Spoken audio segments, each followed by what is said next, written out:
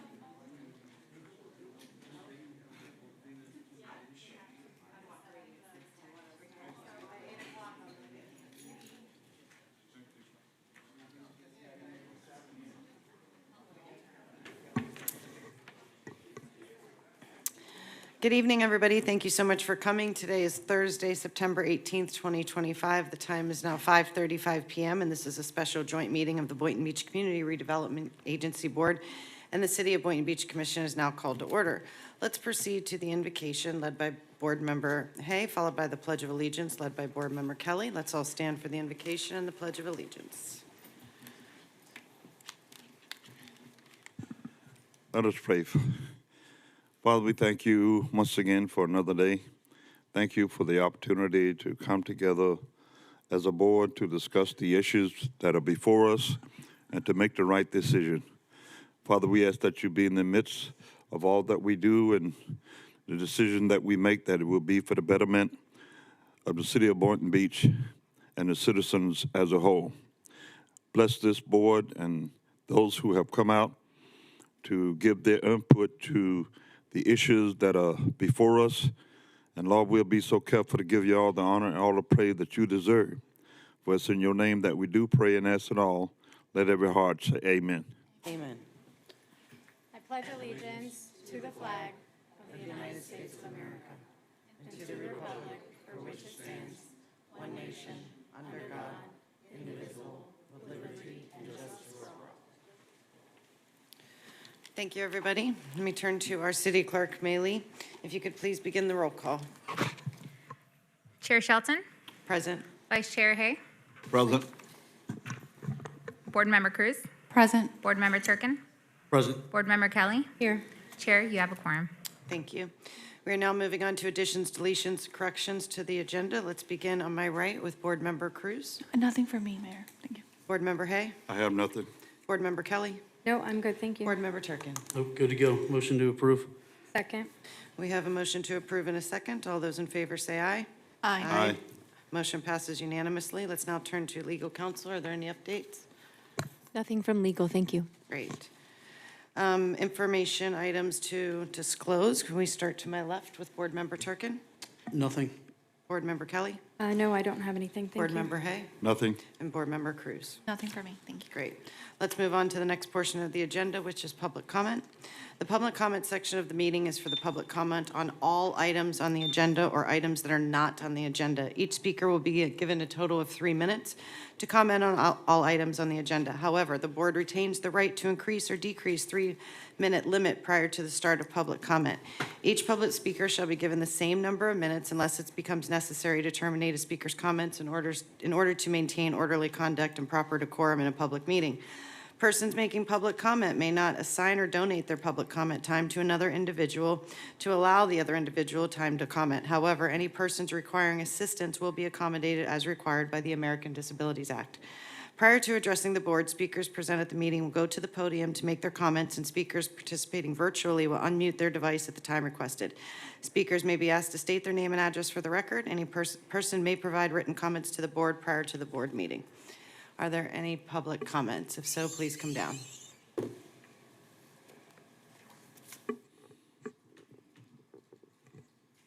Cindy Falco di Corrado. I wasn't aware that there was going to be road work done at 1 o'clock in the morning, but my house continues to shake with the work that they're doing on Boynton Beach Boulevard. I had to call to find out what is going on. Why is my house shaking? So again, I think that you should make the public aware if there's going to be work being done in the area so that you don't think you're losing your house at 1 o'clock in the morning. Also, as I walk down our wonderful little East Boynton Beach Avenue, I noticed the building that they're building with the apartments. It's a monstrosity. I pray that the colors and something helps hide some of it. Looks like the building fell down, even though I know it's their parking garage that looks like it's on our side in the downtown area, showing that really, I hope they put trees there or something, because it's really an eyesore. And I don't know where they're going to put trees, because it doesn't look like there's any land there. It's like they've filled every little spot with part of the building. I don't know if we're going to be talking about the mural and about if that's at another time. I don't mind to come back up and speak on that. Do I speak on that now or later? Later Okay. at the city commission. And I didn't look at because the whole back is filled with police officers, so I kind of didn't know where to pick up a thing to read to see what we're talking about tonight, because I would like to address other issues, but I don't know. So if somebody could bring me one, I would greatly appreciate it. Thank you.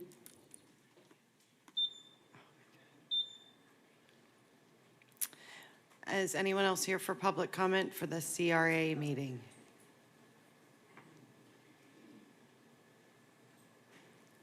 My name's Joanne Fraser. I just have a quick question. Do you have any plans for Northeast 10th Avenue down where the old Dutch mill used to be?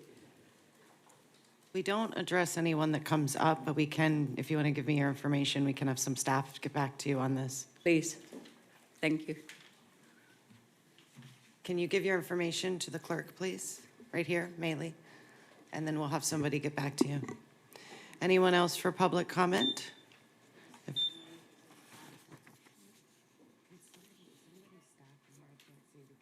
Hi, Elizabeth Rowe. I just wasn't sure if we'd give any comment about what's going on with the boat club ramp park, or if that's later on to give comment. Now would be your time. Okay. We're not sure if anything was going through, but the people that live on our street, we just had some questions, and one of them was, we were just wondering if there was going to be a different entrance for coming in for whatever's going to be down there. Can you state your name first? Oh, sorry, Elizabeth Rowe, 637 Oak Street, Boynton. So one of the first was, is there going to be a separate entrance for coming in for a bar and for boats? And the only reason why I ask about that is because if you try to pull in with a trailer and a boat and a car at the same time, it's very difficult to go in. Also, I was wondering on Oak Street if there's going to be any type of drainage work that would be done if anything's going on at the park at the end of the street. Also, where they might set up for this project, if it would be going down Oak Street or if it would be held over at the park. We also have signed for FP&L and cable lines to be dropped on Oak Street about a year ago. We also have a post that's been put up there, and everything's been kind of put to the side, so we were just wondering, going forward, if that's going to be done or not. If lighting will be updated, if new roads will be installed. Let me see. Also, I was asking about parking. I just noticed that recently, a lot of people used to park when we had a pier there for parking. And there are people that are paying to park their vehicle there, but the vehicles are supposed to be for trailers only. So even though they've paid to park, since they don't have a trailer because they're fishing there, they're getting tickets. So I just was wondering if that could be overlooked, or why they would be getting a ticket just because if there's no other parking. There's only 10 spaces. One's for handicap and the other one's for Coast Guard. Otherwise, there's really no single parking at the park if you wanted to go fish at the pier. I think that's about it for right now. Thank you. Thank you. Anyone else for public comment before we check online? There is no one online, so we're going to close public comment. First item for discussion and consideration is the discussion and consideration of the CRA Waterfront Plan. Mr. Tack, will you open up this item? Good evening, Board. Tim Tack, Your mic Acting on. Executive Director. Your mic on. I think so. Okay. Maybe I just need to be a little bit closer Yeah. to it. All right, so at the September 9th CRA Board meeting, the CRA Board requested a joint meeting with the City Commission and the CRA Board to discuss a CRA Waterfront Plan. So that item is before your discussion and consideration tonight. I can bring that up since I had requested this item. Just for clarification for members of the public, today we have a joint meeting between the city and the CRA. Typically, our commission meetings are at 6 p.m. So once we're done meeting now, we will break and we will come back to execute our normal city commission meeting in case anyone's a little bit thrown off. In regards to the CRA waterfront plan, what I'm looking for is just dialogue and input to incorporate this into our CRA master plan as we're looking to revise that and looking to really highlight optimizing and focusing on the waterfront in respect to economic development. So I just want this to be a key component of what we're looking at as we want to match our strategic plan with our city's economic development team and our CRA plan. And so I know this is going to take a lot of feedback from the community, from staff, and both the CRA. So I'm looking for consensus on just making sure that we highlight this item, and then maybe discussion later down the road of holding a community workshop and what that looks like. Yes. Quick question, Tim, as far as, I know we're in the early stages of the CRA, redoing the CRA, the master plan. What, can you just briefly, what typically happens as far as public workshops and that sort of thing when we're, there's usually a lot of steps involved that incorporate the public, so I just want to. There is quite a bit of input. I mean, there's even potentially to a SHREP, but it's really up to the board what level you would want to get it out into the public and get that discussion. We do have an RFP in the hopper that's been waiting to go. So if indeed the board's direction, we would be able to issue that and solicit proposals, and we would be able to work with a consultant if you decided to move in that direction.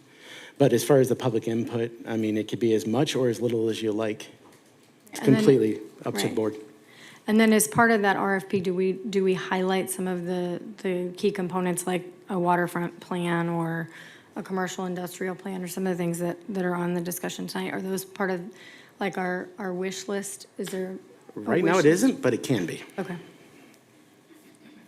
I'm in support of that. I think that we've made efforts to make our marina a key component of the city, and I think that that should definitely be part of our, our CRA plan moving forward. So I'm in support of that. Any other comments? Yes. I don't have any problem with discussing the CRA waterfront plan, but it's not a plan with me hearing it for the first time. I would like to ask questions to staff, and I'm just wondering why this is here before me now, and we're talking about CRA waterfront plan. And I just feel that it has not been discussed with me. I don't know. I haven't been out of town during the CRA time, so I'm just wondering where's all this coming from, and why haven't I been informed of this plan?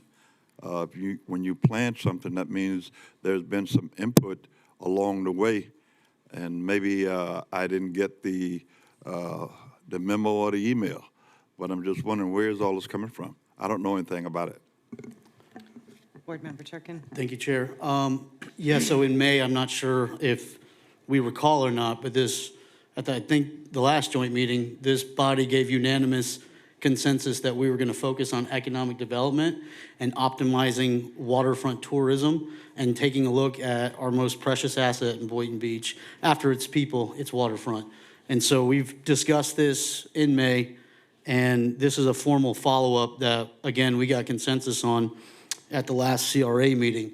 And so what this is to make sure that this is a topic of conversation as we redo our plan. There's nothing in specific as of right now, but this is to make sure that this isn't just an idea that isn't followed up with action, dialogue, and discussion.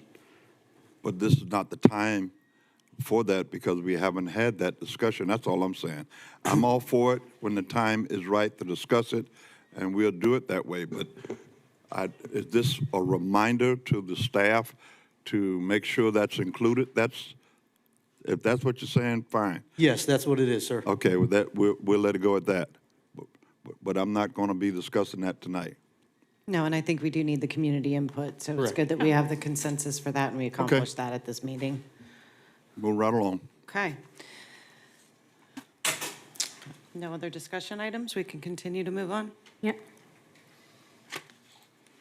Okay, next item for discussion and consideration is the discussion and consideration of commercial industrial development and land acquisition planning. Mr. Tack? Again, at the September 9th meeting, the CRA board meeting, there was a request to have additional joint meeting tonight to discuss commercial and industrial development and land acquisition planning in general. That is the item before your discussion. Any other comments? Anybody have anything on this item? I think this is something that Board Member Cruz had put forward, so I'd like to hear from her first.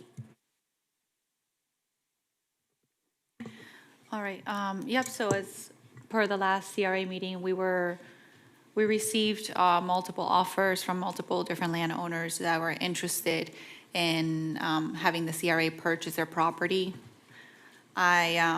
This could be a very lengthy discussion, but I think it's important for us to work together as a team and figure out what it is that we're looking to do with the, I think, $13 million remaining that we have for land acquisitions with the CRA, in addition to the $2 million that is there for something else. that I We have land acquisition for a parking structure as well.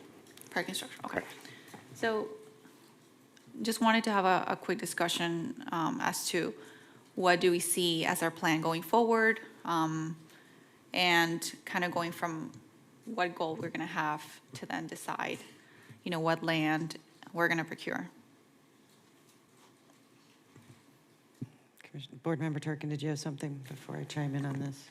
Listen, I think this kind of ties into what we discussed, just before this, right? Land acquisition is going to tie in with what we want to do with both our strategic plan and our CRA plan. With the $13 million, we're under contract right now. Have we closed yet on the inn? We are looking at towards the end of the month here. All right, so we have a contract that's almost closed. We're under contract with the Oak Street project. No, we're not. We're still in discussions. Okay, so we don't have a contract yet. I am in support of that project, and I think that's already had consensus moving forward. I think everything else is, I think what would be beneficial would, and I hate to say this again, but have a workshop maybe looking at, that's focused on this, looking at the parcels that we have potential acquisition opportunity for, the parcels we own already, see what's contiguous, see what the zoning is, and I think what that entails is, again, both CRA and city staff being here, presenting a PowerPoint that maybe has a map of these potential parcels, and then that way we're not making hasty decisions, and we can make, educated staff recommended decisions, to move forward. I don't know if that's something I'm ready to do tonight or staff's ready to do tonight, but maybe the idea, if it's okay with you, Board Member Cruz and the rest of this body, is to maybe have a workshop where we can do that. Because a lot of times we see the city and the CRA overlap. I mean, we've seen a lot more ILAs in the last year, which I think is great, that this body's moving forward to more collaboration with both entities. And so maybe this is a more focused conversation that we need to have. I agree that we do need a workshop because the properties are pretty spaced out, and if I had the information on all of them, this was a week ago, I'd have more questions and be able to ask it at the workshop. So I'm definitely in support of that. Board Member Do you have an Kelly, idea of when you would like to schedule something like that? In upcoming month, in January, November or? would Maybe towards the end of the year, like November-ish. I'm okay with Just- that, Second meeting in whatever. I'm November. flexible. So the board's So we can aware. give staff time to look into, because it's a lot of research. Just so the board's aware, city staff and CRA staff have been meeting monthly to coordinate through budget, and will continue to do so. We have discussed potential January joint meeting, as well as potentially May. If you want to see something move up further or faster than that, we can do that too. But we were thinking maybe twice a year. That would be a good, moving forward. We could do that if you like. Chair, if I may. Yeah, I would like to have the workshop at least sooner, because I think if we have a workshop, we can kind of really dial in on what we want to see in reference to this topic. And then as far as the joint meetings go, I would probably like to see that more quarterly, I think, because if we're then waiting, 6 months to approve something, I don't know if that's the best use of our time. And if we're just allowing things to kind of fall through the cracks. But for me, I think a workshop prior to January would be a little bit more beneficial, especially knowing that we have a contract ongoing, potential acquisitions at this time. Yeah, I would like to see it in November, simply because we do start losing people for the holidays and community input, and it would be nice to get some of this beforehand. So do we want to do the second commission meeting in November? No, Do it early, a or the workshop. CRA?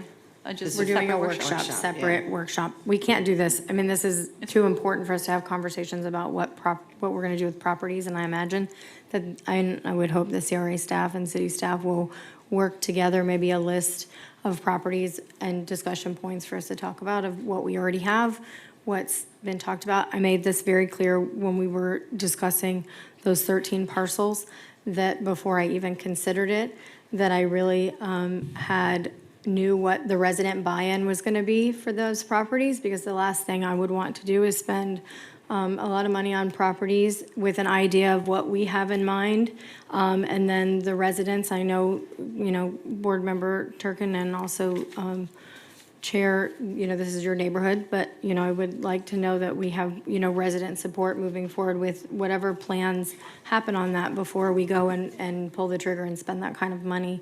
And so that was a point that I made, a couple meetings ago, that, resident buy-in for these projects, when it's in their backyard is super important to me. So I like the idea of having a workshop where we can really take our time and listen to the public.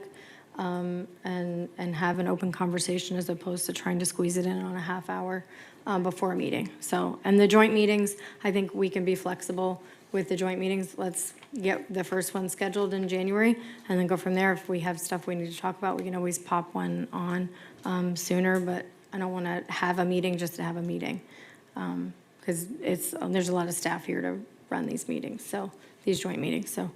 And thank you guys for pulling this together and doing this tonight, so. I'd like to have that meeting before the middle of November, because now you're getting into the holidays and people are traveling, so. There's 2 Saturdays in November. I actually workshops work better on a Saturday because you get more Agreed. Yeah. input from the public. I know That's it's a fine. drag on staff, but honestly, like you mentioned, trying to do that at a public meeting here is a little harder. It's not as, do it somewhere like that community room at PD or something like that. November 8th and 15th would be probably the 2 dates that we'll look at. We'll do that. I'll coordinate with Tim, and we'll look at those 2 dates and propose some times and get that coordinated with you. Okay. The 8th is good. 8th is good for me. Yeah, the 8th is good Good. for me. Good for me. Earlier the better. Okay. That's, It's fine. Let me put it in. second Saturday. Okay. Okay, any other comments before we move on?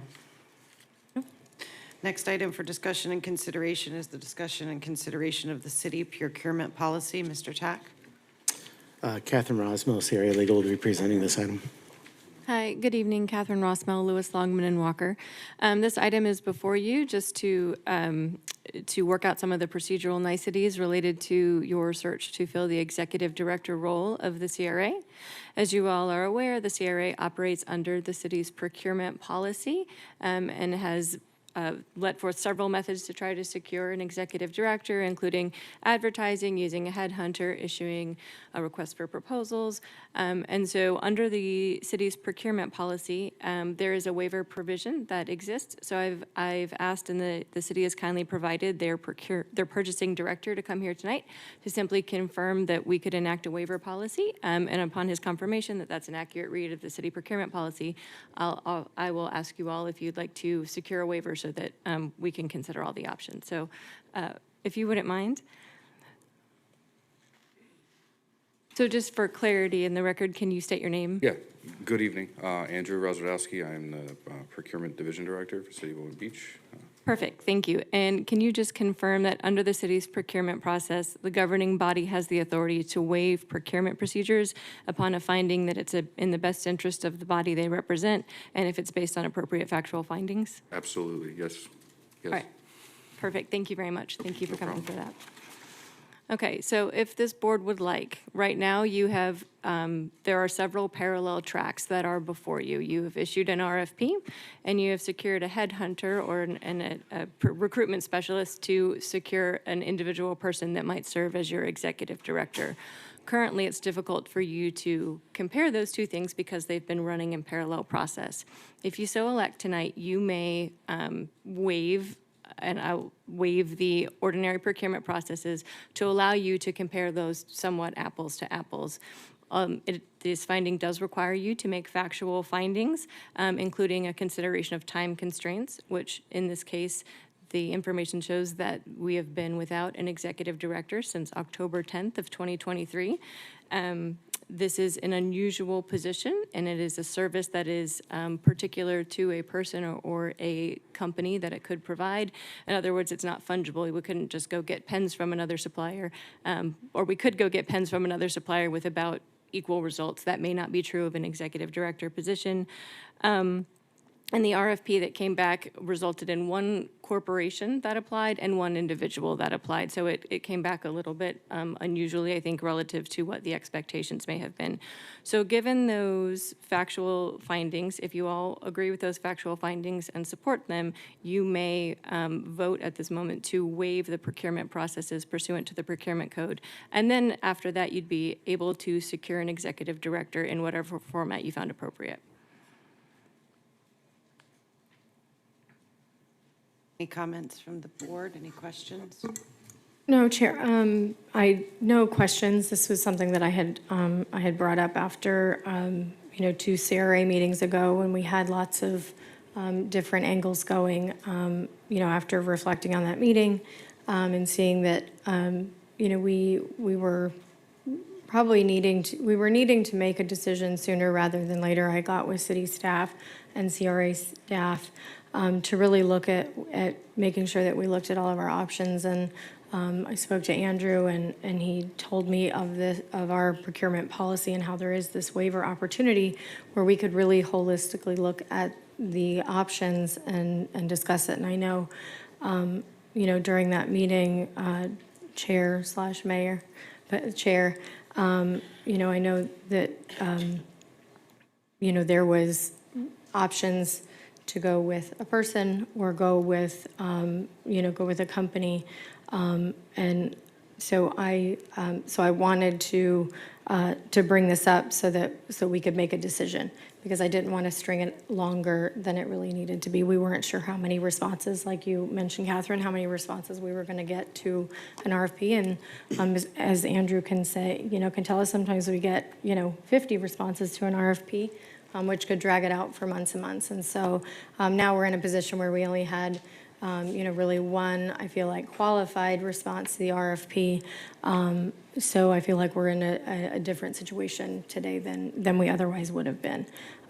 So, that's why I brought this up. So I would move to waive the procurement requirements for this item specifically, to kind of move this forward. I'll second that. I have a question. Catherine, what would happen if we do not waive the procurement code? I do believe there's a reason why we have procurement policies, and I'm not a fan of going around our policies. I think there's a reason why they exist. So can we talk about what would happen if we do not waive that and what that process would look like? Sure, absolutely. So right now, though, there is a general, in the city procurement policy, there is a general exception for procurement of management consultants. But the way it reads, it would essentially be the consultants that are under the authority of your executive director in this case, because we somewhat translate the city procurement code to the CRA, so the titles change a little. So it is not completely out of line that a management consultant would be procured outside the normal competitive procurement process. It just wasn't natively available to the CRA at this point. You have issued an RFP. You could go through and if this process is not waived, you can go through and consider the responses, or you may reject all the responses. You've also secured an individual who's indicated interest in serving in the executive director role through Renee Narlock and Associates. You could also elect to consider her. The difficulty lies a little bit in the fact that those were secured through two different processes. And so just to have the discussion with you all be able to take place in sort of one conversation, it makes sense to waive the procurement processes so that you can talk about consideration of the candidate at the same time as you can talk about the consideration of those who responded to the RFP. In addition, roles like this are often exempt, and in statutory situations for other agencies, the sort of upper level management roles are often exempt from ordinary procurement processes. So it isn't, it's a fairly standard practice to make a personal selection based on the opportunities available. So is there something that precludes us from looking at the response to the RFP as well as the job applicant? I would not recommend that you consider responses to an RFP and responses to a separate procurement at the same time. Okay. All right. Thank you. And recapping what you said, we've been trying to find someone since October of 2023 through the headhunter, obviously, and we're just, and now we're out to RFP, but we've been trying for 2 years to find this. So waiving the procurement process is more of an efficient route at this time to expedite things, to get them moving, because we've just been stagnant. Is that correct? Am I? Yes, ma'am. Although Okay. to clarify, we've not engaged with Renee Narlock and Associates for that entire time. There were several processes that were done first. She was Yeah. a more recent addition to the effort to locate an executive director. But we had a prior headhunter before. No, ma'am, So, we just put it out to- advertised okay. and Yeah, so we've Yeah. had 2 years of trying to look for the right talent. Okay, just Yes, ma'am. since I'm still the new kid on the block, I wanted to make sure. Yes, ma'am. And if I may also, if you would like to consider a friendly amendment to your motion, not from me, but you are also need to make findings and facts. So if you would like to accept the facts presented by staff concerning the time constraints and the uniqueness of the position as part of your motion, that would help it be correct under the policy. One more question. Is there any type of rule with regard to reasonable time frame to review an RFP? Is there a rule? The reason I'm asking is because my understanding, well, there was only one response, but generally speaking, my understanding is that it closed on the 16th, and there were two? There was a company and then an individual. Yeah. There were two responses. The original timeframes that were posted in the RFP indicated that, that this was not the original date to consider the RFP. An addendum was issued on Friday and put out in the same channels as the RFP was put out, notifying of the date change. Even if you waive the procedures tonight, you are under no obligation to make the decision tonight. You all do have a meeting set on October 7th. So you could waive the policy tonight, take the time if you'd like to consider the options, and then make a final decision on the 7th. Thank you, because the responses were due by September 16th, is my understanding. It was received yesterday, and it was given to my admin. And I work a full-time job. I have not had time to review the entirety of both the RFPs that were submitted. So I do believe that there should be a reasonable time frame for board members making such an important decision to fully review what we're voting on and what we're agreeing to, especially with a decision of this caliber. So I just wanted to keep the board to keep that in mind. If I may offer a procedural comment, I apologize for continuing to jump in. Oh, sorry, please. Just to clarify, before we get into that dialogue, we have a motion on the table to waive that procurement services. And from what you mentioned, Catherine, is in order to even have that conversation, we would need to waive that. I'm sorry Correct. if that was not clear. We can discuss the procedural portions of an RFP at this point. Again, I wouldn't discourage, I would not Not the recommend, content of not the the content, the application. applications, correct. So, and to clarify procedurally, if you all elect to waive the procurement procedures tonight, the basis for doing that would be that you do not wish to undertake the ordinary RFP process because you already have that in motion. So if you waive tonight, you could then vote to essentially reject all the responses to the RFP and then just consider anything that you want on October 7th. So just, I want you to understand procedurally, if you elect to waive the policy tonight, right, then you may then decide that you don't wish to continue under the RFP process. That'll have to be a separate decision, and that you would like to just consider all of the options before you. And can we do the opposite? The question is, are we allowed to consider one of these options if we waive this policy tonight? If you waive the policy tonight, you may consider any option. Okay, thank you. Other comments before we? No, so I'm just going to amend my motion to accept the fact and findings of staff as it pertains to the waiver of the procurement policy. Second. We now have a motion on the table, and we have a second. All of those in favor say aye. Aye. Aye. All those opposed say nay. Nay. Motion passes 4-1. Okay, at this juncture, you have waived all of the ordinary procurement processes, which means you are no longer bound to follow a competitive solicitation process. You have already put out a competitive solicitation, so at this point, you may elect to proceed with it. You may elect to reject all bids. You may elect to consider the candidate that has been brought forward by Renee Narlock and Associates. We'll need your direction on how to proceed, and I can assist with any motions that may be necessary to procedurally perfect that process.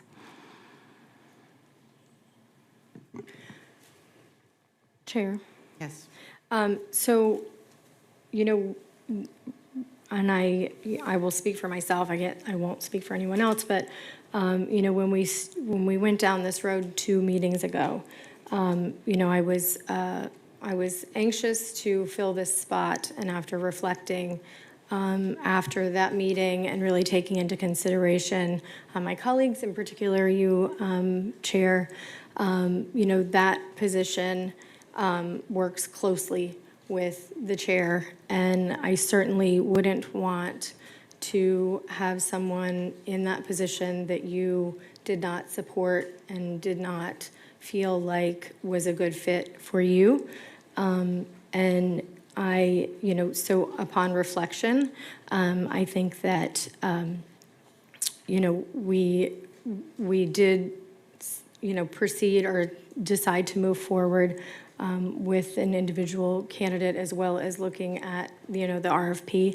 But I know that you had voted against the individual selection because, and you have your reasons, and I won't go into that because that's up to you. But because you felt that that wasn't the right fit, I feel like it's my duty to support you in that, because we really need to make sure that everyone on this dais is in agreement with who will move forward. And so the chair that we have is, she is very involved in all the aspects of the city and is meeting with staff on a regular basis, and I really wanted her to feel comfortable with whoever this new executive director is. And so if that means that we move forward with a firm until we find the right fit, we need to move the CRA forward. We need to start with our comprehensive plan. We need to start putting forth the things that are important to this board. And so, so that's my position on that, is that after that meeting, upon reflecting, I really want to make sure that you, Chair, are really comfortable with the position. And so, I'm going to support you on your position. I appreciate that, Board Member Kelly. Board Member Turkin, do you have anything before I say something? Yes, thank you, Chair. I also have a full-time job, and I think we can all agree this takes a lot of full-time time. And I did review the RFP of both applicants. I made my position very known as far as the single candidate recruitment from the headhunter. Looking at this RFP, I am extremely impressed with what was proposed, especially comparatively to the other one. And the experience, the knowledge, just the granular details of what the plan will be was extremely impressive. And I do not want to miss this opportunity to move forward. So with that, I would like to make a motion to move forward with RMA as the executive firm. I would like to ask a question. I'll second for discussion. How many pages were the responses to the RFP? Anybody that can answer that? Say that again? How many pages were the responses to the RFP? There were 2 responses. We're claiming that we reviewed this entire thing in less than 24 hours. How many First pages? one There's at was- least 50, 60 pages in best estimate, give or take. Well, the first one was only 18, Right.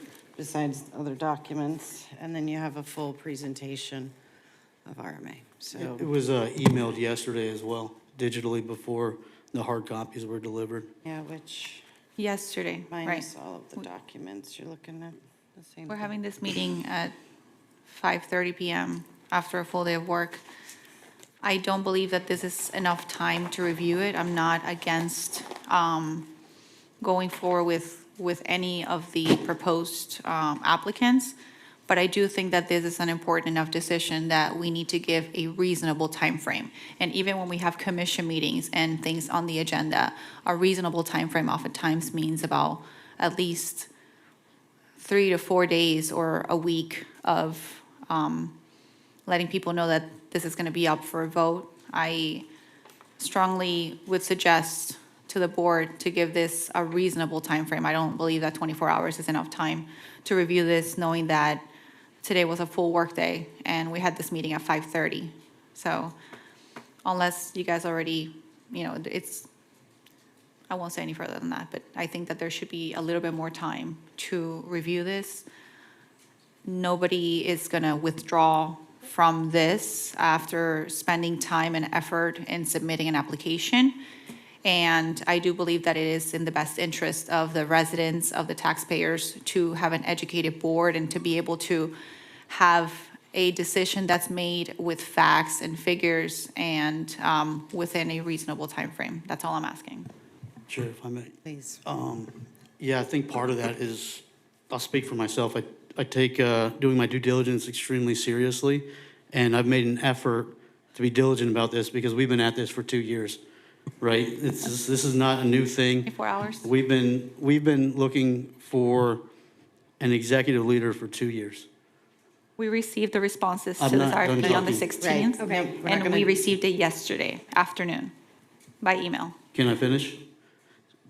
Because what one individual may think is urgent doesn't necessarily another does. You can't compare one's work ethic or urgency to another. And I don't appreciate that because it seems like that's undermining my ability of comprehension. So, Catherine, real quick, can we, so, right now, there's a motion, and it was seconded. That just says that we're gonna go down this road. We would still have to talk about, we would still have a presentation, we would still talk about a contract. And then if that didn't work and we didn't, then we're back to square one. So I don't, I mean, can you please just explain briefly what this, it's not, what the Sure. finality is of where we are? So I was going to advise that the motion to accept a particular company is premature if we go down the RFP. Right now, you still have an RFP. You have not dispensed with the RFP. If you're going to evaluate it, then you need to follow the evaluation of proposals that's set forth in the RFP, which does include scoring and running through the entire process. If you all wish to do that tonight, you can. If you wish to make that available to you on the 7th, staff and legal can be prepared to bring that to you. It's whatever you wish, but it is, unless you are completely dispensing with the RFP, which you may reject all bids, and then you may elect to have staff and legal try to negotiate with any one of your choosing. You can do that, but if we stay under the RFP, the process at this point needs to be followed unless, we take further actions to dispense with that.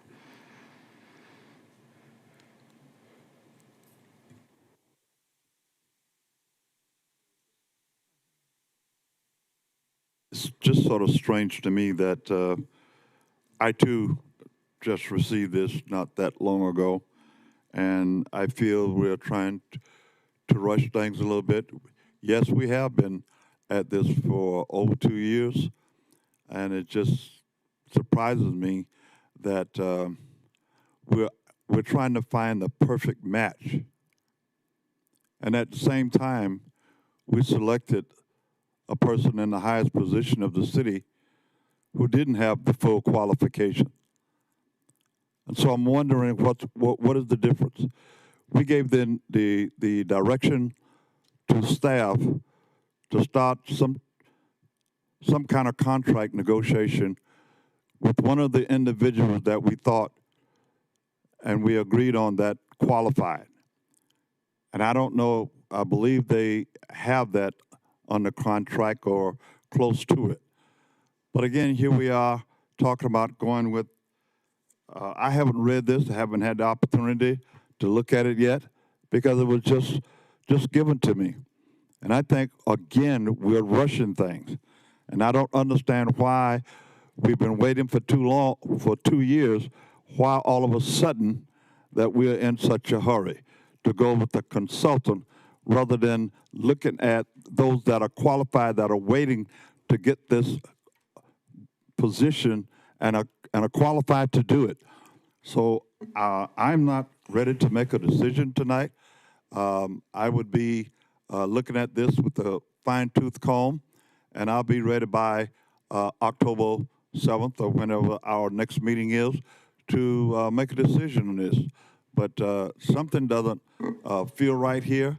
I'm not a witch doctor or nothing like that. I'm not saying that, but it just doesn't feel right to be given something and asked to make a decision right now when we've had over 2 years to consider this. So I'm not ready tonight to make a decision.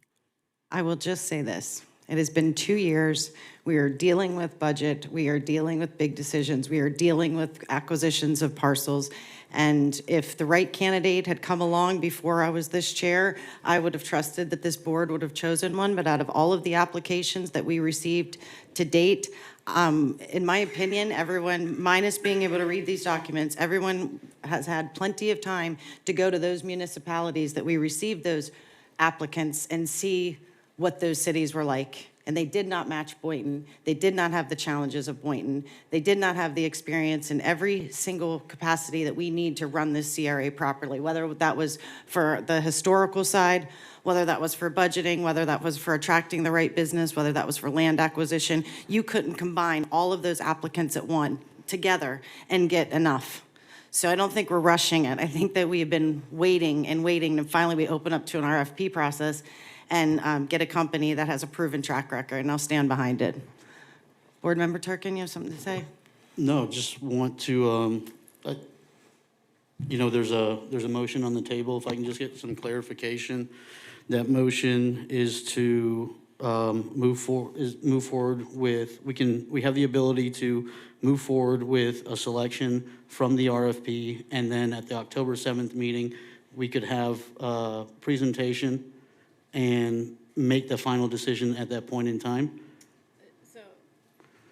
I'd like to make a clarification. I believe your motion was for a specific selection, and that is premature prior to the Okay. evaluation process, so it may be prudent at this point to withdraw that motion. Okay, I'll withdraw that motion. Okay, thank you. And then, if you all would like to make a motion to direct staff and legal to continue with the RFP process and prepare for October 7th, we will do that, if that's your wish. And at that point, I would also ask that you consider whether you would like for staff to terminate negotiations with the candidate presented by Renee Narlock and Associates and terminate that contract as well, just, or bring them back, whatever is your preference, but we'll need direction on those two things separately. Yeah, so I've made my position known. I read through that presentation twice, yesterday and today, and a once-over before this meeting, and that's why I was late, sorry. And so I mean, just looking at this comparatively to everything else we've seen, this is a great opportunity. I would like to move forward. I guess the question is, do we move forward with the RFP, or do we have the ability to select them now? I guess that's what I'm understanding. And then in doing either of those things, do we have to eliminate or terminate the negotiations with the candidate from Renee's firm? Sure, so there's several questions there. The first is you may consider them now if you run through the full RFP evaluation process, or you may choose to reject all of the bids, and then you can just select someone without running through the evaluation process. So those are options to consider the candidates that have done by RFP. You are not required to terminate the discussions with Renee Narlock and Associates and Chris Morey, the candidate put forward. If you'd like to consider all of the options at the October 7th meeting, you may also do that. Okay. So just, I guess, Chair, I'll defer to you on this, but I'm comfortable with continuing with, giving my colleagues an opportunity to review. I had an opportunity to review what we received as well. But an opportunity to review the RFP October 7th is not too far away, to really look at that and make sure that everyone has an opportunity to review what was presented, and but I'm glad we're at least, moving that forward.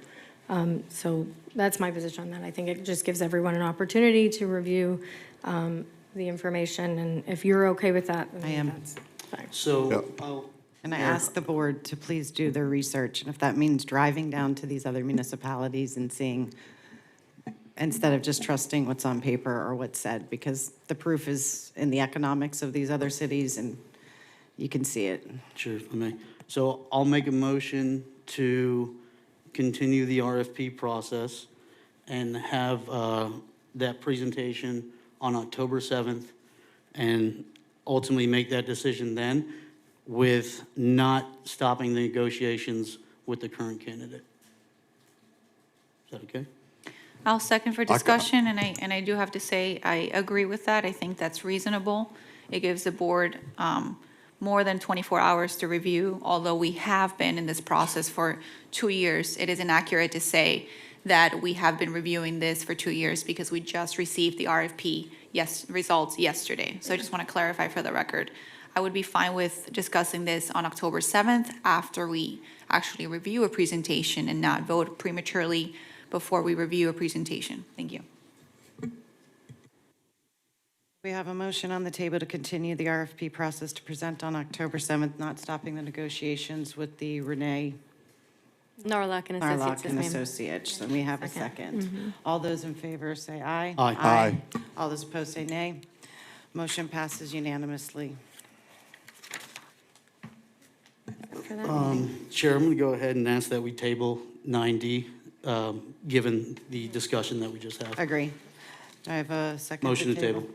Second. We have a motion to table 9D, and I have a second. All those in favor say aye. Aye. Aye. All those opposed say nay. Motion passes unanimously. If there's anything else from my colleagues tonight, if not, further discussion, we have a motion to adjourn. Motion to adjourn. Second. We have a motion to adjourn, we have a second. All those in favor say aye. Aye. Aye. We will take a 5-minute break, Maylee, Yes. while we set up for the commission meeting. Thank you so much for everyone in the room. If you could just be patient with us for 5 minutes.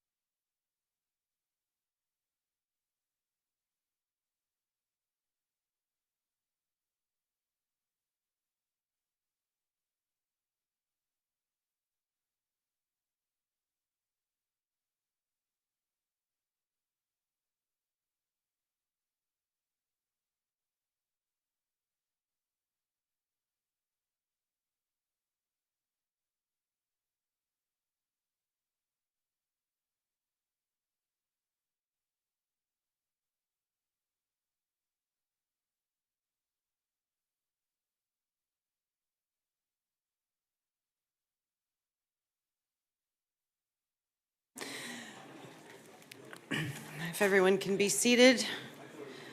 Good evening and welcome to the City of Boynton Beach City Commission meeting. Today is Thursday, September 18th, 2025, and the time is 6:36 p.m. We will now turn to the city clerk for roll call. Mayor Shelton, Present. Vice Mayor Hay, Present. Commissioner Cruz, Present.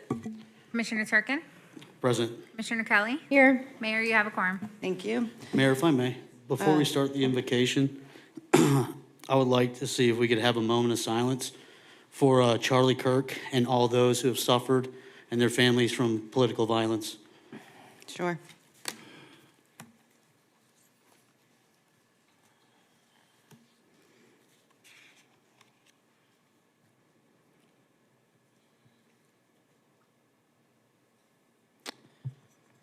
Thank you. Vice Mayor, will you lead our invocation? And Commissioner Kelly, will you do our pledge? Let us pray. Eternal Father, we pause this evening to acknowledge your presence in this place. We thank you for the gift of life, health, and strength, and for the privilege of serving the great people of the city of Boynton Beach. Lord, we ask for your wisdom to rest upon our mayor, vice mayor, and commissioners, and all who have gathered here this evening. Guide our thoughts, study our hearts, and direct our decision so that everything done tonight will be to the good of our residents and for the betterment of this community that we all love. Bless every employee, staff member who work faithfully behind the scenes. Strengthen our neighborhoods, protect our first responders, and keep our city safe and united. Grant us the spirit of respect, cooperation, vision, so that this meeting will move us closer to justice, fairness, and prosperity for all. And when this meeting has ended, may we leave with a renewed sense of hope and commitment to serve with integrity and with compassion. We ask these blessings in your name. Amen. I pledge allegiance to the flag of the United States of America and to the republic for which it stands, one nation, under God, indivisible, with liberty and justice for all. Thank you, everyone. We are now moving on to the agenda approval, additions, deletions, agenda approval, additions, deletions, and corrections. Let's begin to my left with Commissioner Turkin. If you have any additions, deletions, or corrections to the agenda. I have nothing, Mayor. Thank you. Commissioner Kelly, No, thank you. Vice Mayor Hay, None for me. and Commissioner Cruz. None for me, thank you. Motion to approve? Second. We have a motion to approve, and we have a second. May all of those in favor say aye. Aye. Aye. All those opposed say nay. Motion passes unanimously. We will now move on to informational items by the members of the City Commission. Let's begin on my right with Commissioner Cruz. I have a quick disclosure for the PBA, CBA had a conversation with Corey, but I don't know what number that was. Other than that, I do not have any other Thank you. disclosures. Vice Mayor from Hay? 6I. Yeah, I'd like to say we Aye. did have a successful international economic development conference, and there was quite a bit of information. And I'd like to say the city and the CRA received international awards at that conference. And so we should be very proud of both our city and our CRA being recognized internationally. Thank you. Commissioner Kelly? I have no information on it. Well, I guess I can bring up, Commissioner Cruz and I attended a welcome home ceremony by Habitat for Humanity for one of our veterans in our community. The city partnered with Habitat as well as other organizations, Via's Construction and some other entities in the community to repair this veteran's home that was completely dilapidated. It was in horrible shape. And so we had a welcome home ceremony for him the other night, and it was very, it was a great kickoff to him having a new home. It's been a long time coming. It was actually a 2-year process. Adam, you remember, Andrew too. It's been a long process to get him back in his home, but that was exciting to be a part of that. So, thank you. Commissioner Turkin? Thank you, Mayor. I want to take this moment to address a tragedy that this whole nation endured last week. Charlie Kirk was an American, a loving husband, a father, and a man devoted in his faith, whose life was tragically cut short. I want to sincerely thank all of those up here who did not let divisive politics hold you back from condemning this brutal murder. You chose passion, unity, and togetherness, which reflects the very principles that this body should endure in. At the same time, I must call out something unacceptable from a local school member representing our community who recently compared Charlie Kirk to Adolf Hitler. That is an extremely bigoted and harmful statement. While I'm a big proponent of free speech, I think there's some things that should be better left unsaid, especially when we're given the opportunity to leverage a platform. You think someone in that position would be capable of doing a little more research before making such a hastily divisive remark at such a horrible stage in our country's political climate? If there's ever an example of what not to do in a time of mourning and extreme political divide, it is making an egregious and polarizing comment like that. I hope that individual will reflect and recant his words, recognizing the damage and further divide this may cause. And I'll say this, it's you who isn't using your platform effectively. To those who have remained silent, hesitant, or unsure, I urge you to step outside of your echo chambers and look at the movement of tens of millions of Americans, especially in my generation, the younger generation that were impacted by this tragedy, not just in the United States of America, but around the world. They have been galvanized in the name of unity, standing with a widow and children left without their father. Again, I commend those who put people, compassion, and unity over politics. This is how we best honor not just Charlie's memory and voice, but all of those in all political parties who have suffered from political violence. I look forward to having this conversation on how we can honor these individuals with public partnership and private dollars. Thank you. Thank you. I have no informational items or anything to disclose, so we are going to be moving on.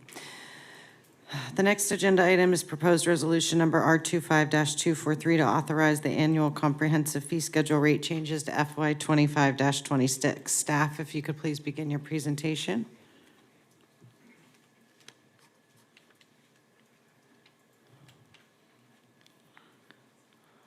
Good evening, Anthony Davidson here, Deputy Finance Director. I have just something very brief to present. There wasn't many changes on the fee schedule from last year to this year, but I'm just going to highlight a few. The first one was the golf course pretty much increased, and if I need to bring up the schedule itself on screen, I can. But it's very brief. The golf course increased the family preseason membership fee by $1,000. The individual premium season membership went up by $1,500. That's the only change that occurred at the golf course. The recreation department did not change any of the rates. You guys last year, December 24, actually adopted new rates. The only thing they did differently was to establish refundable security deposits, and those security deposits were for special events to the tune of $500 to $1,000 the most, and for pavilion rental for $100. And again, these are refundable security deposits. The next change that occurred on the fee schedule had to do with the sanitation rates. They were increased by $1.50. So for single family and multifamily, again, the change was only $1.50. And depending on the quantity and the number of pickups for commercial dumpsters, compactors, and roll-off, the increase ranged from anywhere from $8 to $50. And that's pretty much it. And pretty much anything as it pertains to the utility rates, the director for the utilities department will expand on that. So not many changes. Like I said, the golf course, solid waste, $1.50, range of, for the compactors and recreation implemented a refundable security deposit. Not many things. Thank All right. you. Any more questions? Anyone have any questions? Any comments? If there's nothing else? I guess I do have. Okay.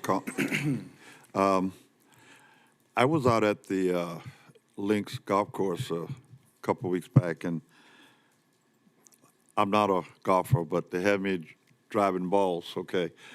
That platform where you drive the balls doesn't have a canvas over it.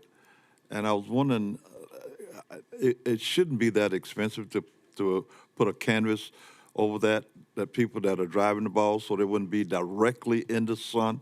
Would that be an item that we could look at and include? You have any feel for what the cost might be? I know it's kind of late in the game, but it just came to mind. Yes, sir. That is something we can look at. There are some reasons there because you do have real grass there. It's not, and we do have some mats there, so it couldn't cover all of it. And we also are looking at, we're starting the design of the new clubhouse in the Academy Golf Course. So when we look at that, we'll incorporate some kind of shade structure over the driving range. Thank you. Yes, sir. Thank you. Any other questions? Just for clarification, are we going to discuss the parking fees over by City Hall? Say again? The era? The error, yeah. I don't know if we need to readdress that. I can address it now if you like. Okay. Yeah, thank you. Yeah, so obviously with the construction boom we're in right now, we have a lot of activity in our downtown. It's going to be more difficult coming up in the future. We already experienced some of this over near Hurricane Alley, where we're having a high demand for parking and the parking is not turning over. So what I have done is I had asked our parking division to come up with a plan that we weren't implementing at this time, but to plan for when we need to implement it, some type of restriction so that we're making sure we're freeing up parking. So what happened was that was let out to the press and era. They did run the story. We did recant that story. So there are no parking restrictions currently on Ocean Avenue or any of the city lots. We're not intending them at this time. But with Town Square and Time Equities probably getting to start within the next, I would say, next 9 to 12 months, this is going to become a very real issue. But that will be brought back before this commission. This commission will weigh in on that with the rates, what all those restrictions are and what locations and how we're going to transact that. So I do apologize to the commission, the mayor, and the city manager. There was some stuff on social media that happened. We did get that corrected, but there is no changes at this time. Only parking that we're charging at for now is at Oyer Park and Oceanfront Park. And for clarification, the parking pass at Oyer Park has been reduced to pre-COVID times from $250 to $100. Yes, sir. Yeah. The annual pass for all Florida residents is now $100. Perfect. Great. Awesome. Okay, if there's nothing else, may we have a motion to approve resolution number So moved. R25-243? Second. Vice Mayor Hay moved to approve resolution number R25-243. Commissioner Turkin seconded the motion. All those in favor say aye. Aye. All those opposed say nay. Motion passes unanimously. The next agenda item is proposed resolution number R25-231 to authorize the City Commission to set the rates, fees, and charges for the water, wastewater, stormwater, and reuse water for fiscal year 25-26 and adopting preliminary rates through fiscal year 28-29. Staff, could you please begin the presentation? And Dr. Colcat is coming up. Thank you so much.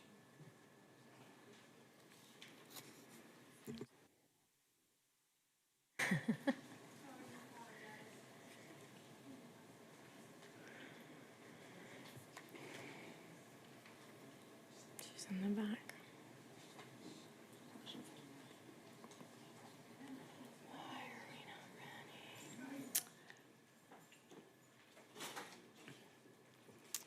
Come on down.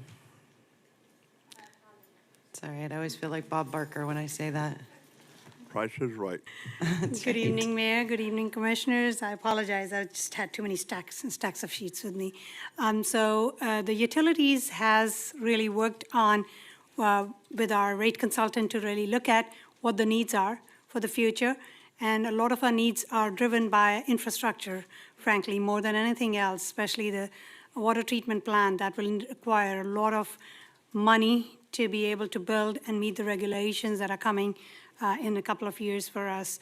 So we've sat down with each of the commissioners and the mayor to go over what the needs are.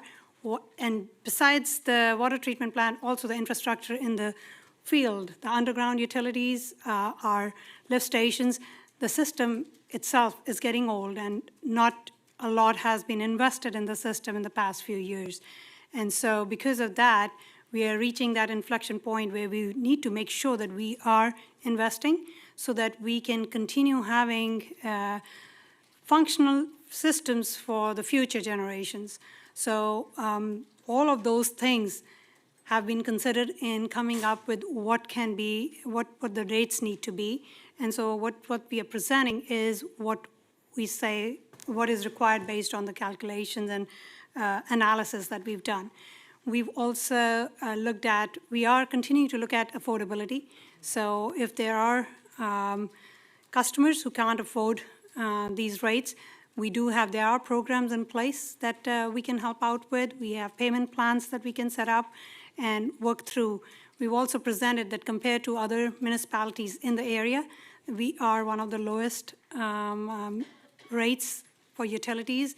And that's just to say that as the cost of construction hasn't really increased and gone up and regulations have come down, we just need to invest a lot more. If we don't invest in the infrastructure, we're starting to see more failures, and we just don't want to get to a point where we are having more failures than we can fix in time. And fixing anything in an emergency is almost 3 to 5 times more costly. So just wanted to present that. I want to also appreciate Commissioner Cruz and Vice Mayor Hay that have come in and done some tours. I'm inviting everybody else. I know I'm setting something up with Commissioner Kelly, the Mayor, Commissioner Turkin. I'd love to give you some tours of the water treatment plant so you can hear from the operators, see the conditions of our facilities yourself, so you'll be aware of what the needs are. But I'm here to answer any questions that you might have.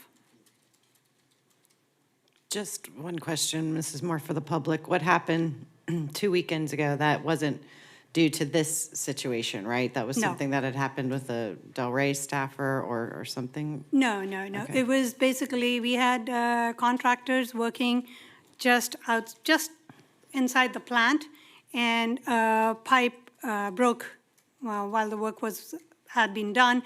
So there are some things that we've learned lessons. We always do lessons learned after that to look at what kind of things can be put in place. So it's really that was not an infrastructure-related issue, but those kind of things can become a problem more and more. Okay. And I just would like to say to the community that we are going to get better at delivering that information in a more timely manner right away.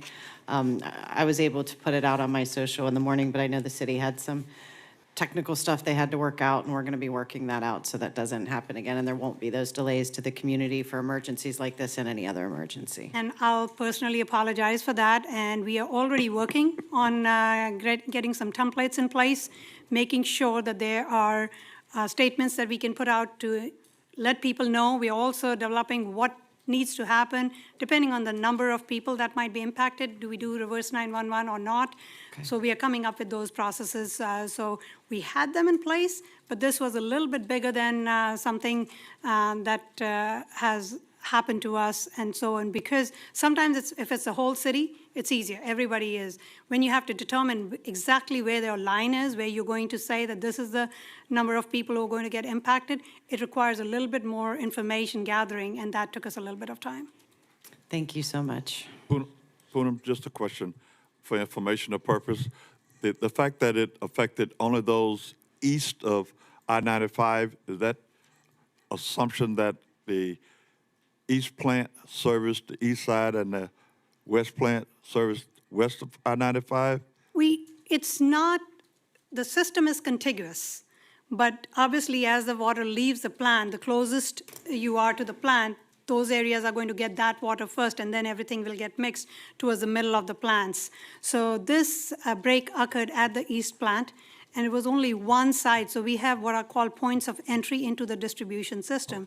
So there are a couple of different pipes that leave the plant. This was one pipe that was leaving the plant, so that's why we had to kind of try and determine where exactly is that area. So we went, it was a precautionary boil water because we knew that it was, most of the issue was more because of the pressures. When pressure changes happen, water will really move back and forth, and it'll cause some of the stirring of the water, and that's what the coloring of the water, discoloration that some people saw as complaints, that's what came out. So we wanted to make sure that we had put a precautionary boil water out. But the pressures came up really fairly quickly. Staff really reacted very, very quickly and fixed everything. The contractor came on site, worked with staff, and within hours, within few minutes, we had fixed that so that the water wasn't going out of that at all. And then took us a couple of hours to fix the break. Then we went out throughout the city, whichever the area we knew was east of 95. We actually flushed the system. We also took samples 2 days in a row from all those areas, and we actually went a little bit beyond that. We went up to Congress just to make sure that we were taking samples, and all the samples came out fine, so we knew the water was okay Excellent. at that point. Thank you, Poonam. If there's nothing else, may we have a motion to approve resolution number R25-231? Motion to approve. Second. Thank you. Commissioner Kelly made the motion to approve. Commissioner Cruz made the second. All those in favor say aye. Aye. All those opposed say nay. Nay. Motion passes 4-1. The next agenda item is proposed resolution number R25-244 to approve the millage rate for the fiscal year 25-26 and proposed resolution number R25-245 to approve tentative budget for fiscal year 25-26.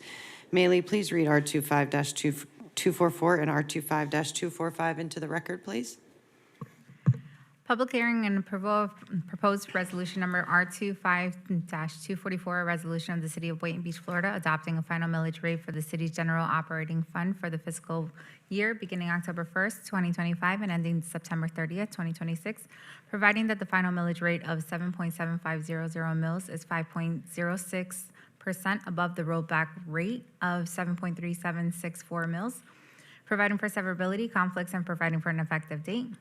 Also, public hearing and approval of proposed resolution number 25-245, a resolution of the City of Boynton Beach, Florida, adopting a final budget for the fiscal year beginning October 1st, 2025, and ending September 30, 2026, providing for severability, conflicts, and an effective date. Staff, if you could please begin the presentation. Good evening, Mayor, Vice Mayor, Commissioners. We do have a presentation. We just want to remind you that it's a very similar presentation from the one we gave out last time in the first hearing. The only change, it's what the Commission decided to just change the millage rate from 7.8 to 7.75. So I'm more than happy to go over the presentation if the commissioners like me to do so. Want a presentation? No, I mean, I'm going to stick with my position of going down to 7.7 mils. We've seen an increase of the ad valorem property value this year, and so, you know, I think we can cut a little bit more and continue the trend, the downward trend that we've seen this body. You know, I think we have the ability to do a tenth of a mil versus half of a tenth. So I'll stick with that proposal. Any other comments from my colleagues? I'll go ahead and, sorry. Go ahead, I was just gonna Commissioner Cruz. I'll go ahead and make a motion to approve resolution number R25-244, which is reducing the millage rate from 7.8 to 7.75. Excuse me, before we hear the motion, we need to allow public hearing. Okay. Thank you. Well, we can make motion and still have the. Second, and then do public comment? Yes. Yeah. So, do we have a second? Second. Okay. Been moving properly second. Now we'll go to public comments. Anyone want to speak on this particular item? We're going from 7.8 to 7.75. Please come forward and do so at this time. Mike on the right, on my right, your left. Cindy Falco Di Corrado. Thank you for that, but I concur with what Thomas had said. I think we can keep lowering this down. If I don't know, I know we just had the other thing. My bill went up $245 a year assessment for water utilities, and it just never ends. And then you have the police, the fire department. We're just being hit left and right on taxes, but I do appreciate you going lower, but I think we still could do better. Thank you.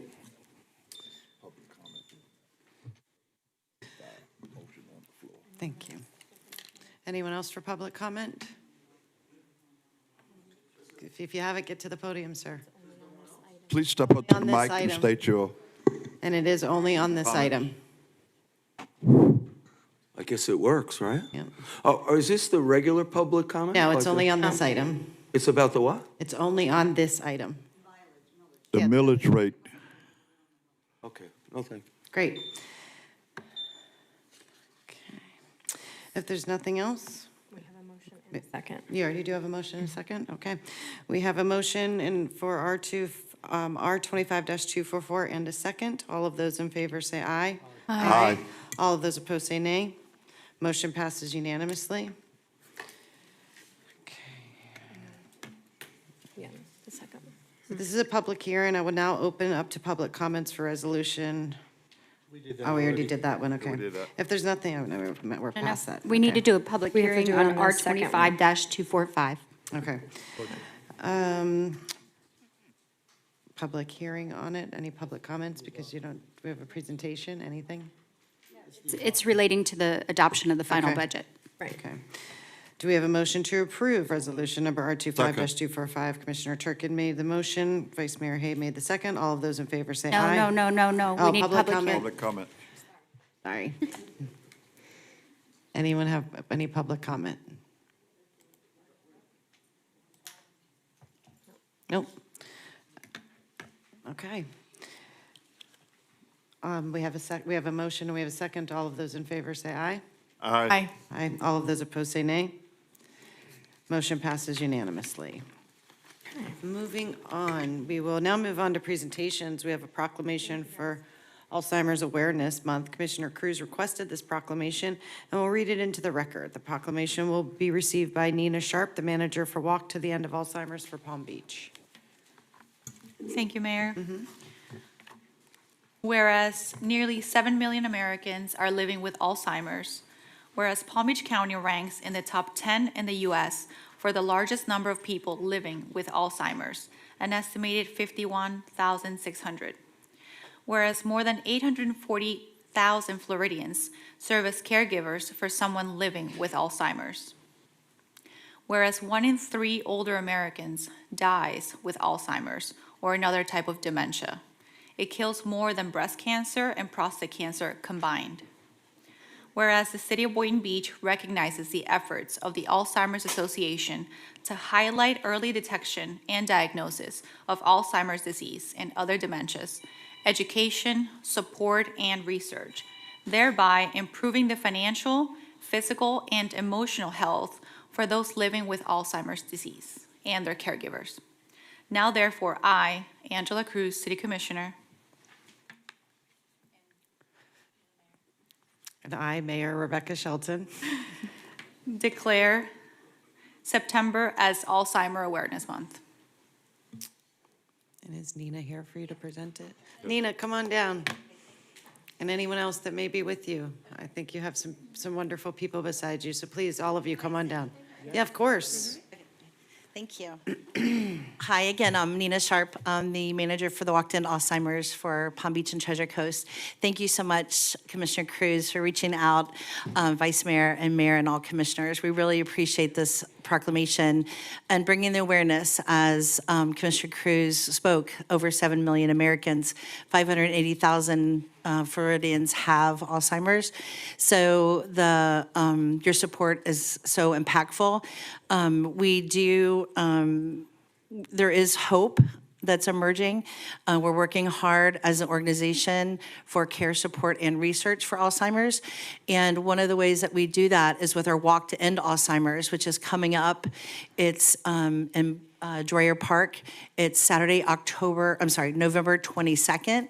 So I keep saying October. November 22nd at Dreyer Park South, right across from the Palm Beach Zoo. And during the walk, we actually have a ceremony called the Promise Garden Ceremony. And I have some of my committee members here that I just wanted to briefly just tell what the meanings of the flowers are. And just because of time, I'm just going to have, these are a few of my committee members. This is Laura with Valencia Reserve, one of our biggest teams. They raise over $57,000 a year. One community makes such a difference. And Laura is just going to talk about our yellow flower. Hi, I'm Laura Sandler, and this is our yellow flower, which represents somebody that is a caregiver for people with Alzheimer's. So both of my parents are both in their 90s, and they both have Alzheimer's, and that's my job. Hi, my name's Liz Sandler, and what I'm holding here is the orange flower. The orange flower represents a world without Alzheimer's. It's a view that in the future, we will have a cure for Alzheimer's. Right now, we have drugs that can manage, that can slow progression of disease, but we cannot cure it. And the hope is that we will have a cure in the future for Alzheimer's disease. Thank you. Hello, everyone. My name is Stephanie, and I have purple flower, which is for anyone that has passed away from the disease. I had a dear family friend that I knew since a little girl that passed away from it. His name was Vern, so this is for Vern. I have been fortunate enough not to have any immediate family or anyone very close in my family with it, so I thank everything in my lucky stars for that. This is for, the blue one is for if you're taking care of someone with Alzheimer's. Sorry, I messed it up. If you have the disease, the blue flower is anyone that has the disease. So we have a representation of all of our flowers here. And thank you for recognizing us. And I'll just finish with, and they're the white flower. We just have one at the walk. It's a very powerful experience because that is for our first survivor with Alzheimer's. So we ask everyone to join together. Let's not just hope for a cure. Let's find one together. So thank you for your time. Thank you for your proclamation. We really appreciate it. Again, the walk is Saturday, November 22nd at Dreyer Park. If anybody's interested in joining a walk team or starting a team, just go to alz.org/Palm Beach Walk. Thank you. Thank you. Yeah, please. Just wanted to say, for the record, the reason I'm passionate about this, and I happen to have the purple flower, is because my grandmother died of Alzheimer's.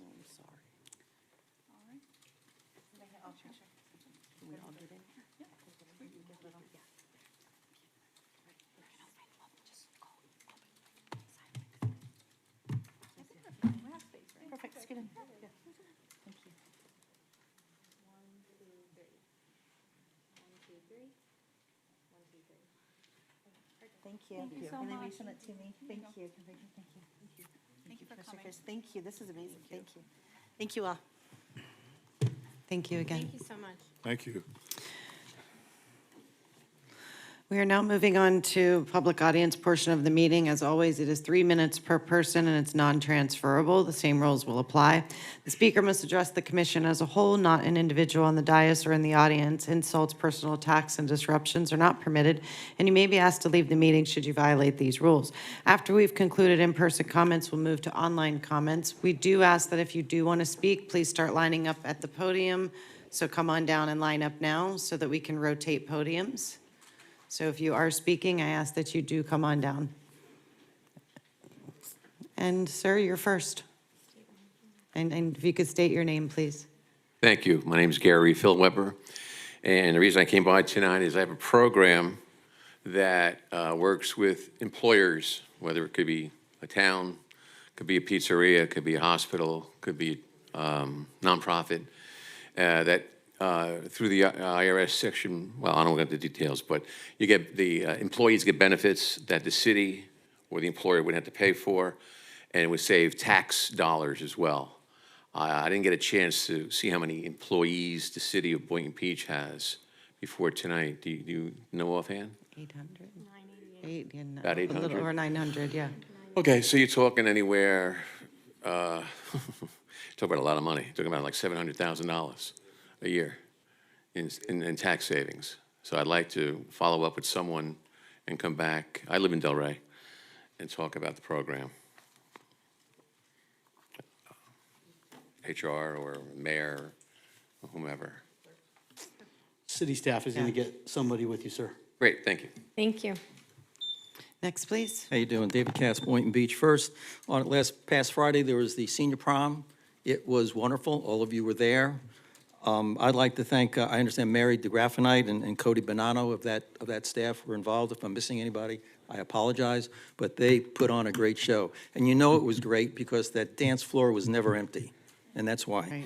Right. After this, you have the appointments for the boards, and again, I'd like to speak about three of the appointees, Mr. Charlie Holder, who's not a resident and is seeking to be on a quasi-judicial board. He lives on Military Trail out of our city, and I don't think that'd be a good idea.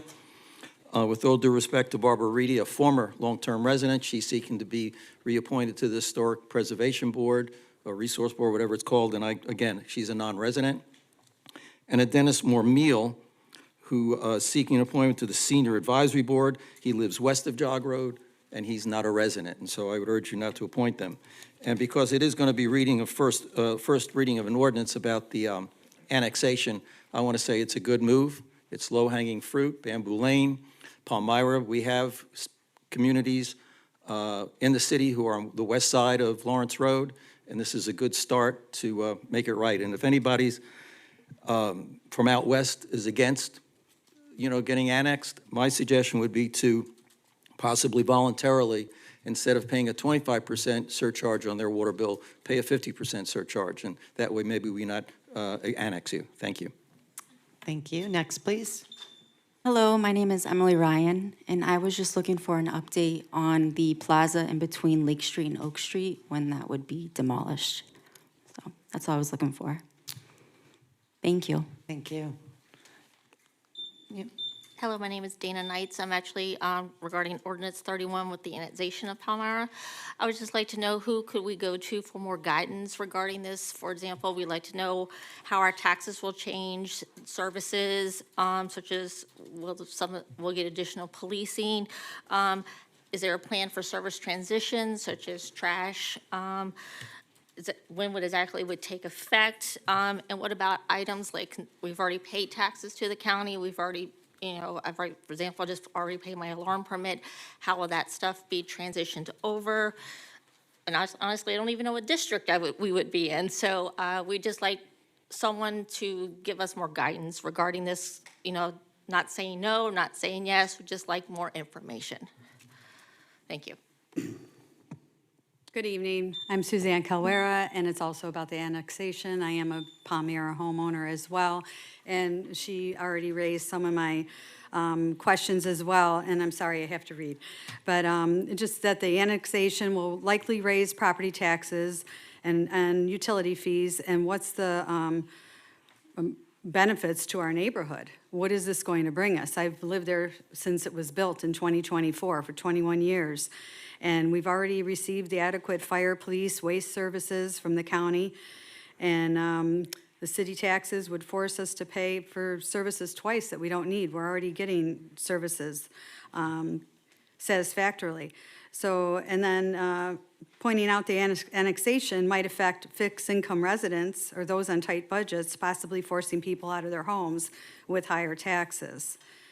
And in relation to service and infrastructure and overburdening services, if we're adding our neighborhood to this, to the city, will that spread the city services thinner and have a lower quality for both existing city residents and our neighborhood of Palmira as well? So those are some of our concerns, because getting this letter after 21 years of living there, and I just, we would just like to have more information, like the other homeowner said, and what's the benefit other than paying higher taxes? There will be a presentation on this stuff this evening. There will be, Yeah, so if okay. you just want And there's to. a Okay, we website. weren't sure. And then we'll yeah. have a website for more Okay. information, and we can have somebody get back to you with specific questions My as well. apologies. No We need to worries. open No, it to you're- the we're here for floor. public We didn't know comment, if so- it was going to come up again. ahead. Okay, thank you for your time. No problem. And if you guys are in line to speak and you want to jump over to another podium, that way we can just keep it moving. I'm probably repetitive in terms of the annexation. I'm a homeowner at 823 Palmer Road for the Bamboo Lane annexation since 1996, and it is going to affect me grossly because I have probably a property that, having purchased way back when, I've been homesteaded for 30-odd years. So this will affect me tremendously in terms of market value, resale value, in terms of like the zip code change alone from 33483, housing market is 960,682 to zip code 33435, it's 302,111. There's a drastic value change in terms of zip codes. If we can maintain our zip codes, that would be a fabulous thing.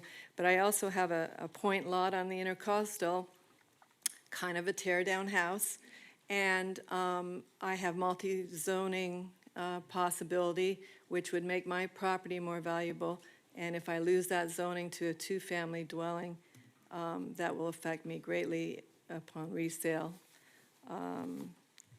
Among other things also, the millage rate is going to increase for me, basically on a fixed income of 3.783%, higher than what I'm paying right now for Palm Beach County services. So I'd like to know what the repercussions are and what we can grandfather in possibly for zoning particularly. Thank you. Can you state your name for the record, please? Kathy Gross. Thank you. Sir? Hi, Steve Gallagher, and I'm a resident on Bamboo Lane, so on the same subject that Kathy was talking about. I'm opposed to the annexation as well.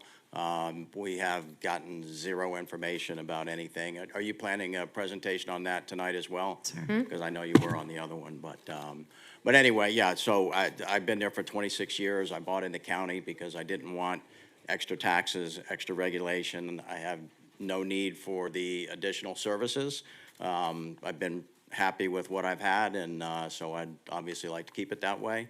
But, you know, we'll see what your presentation is, but I just wanted to go on the record as being opposed to it. Thank you. Next, please.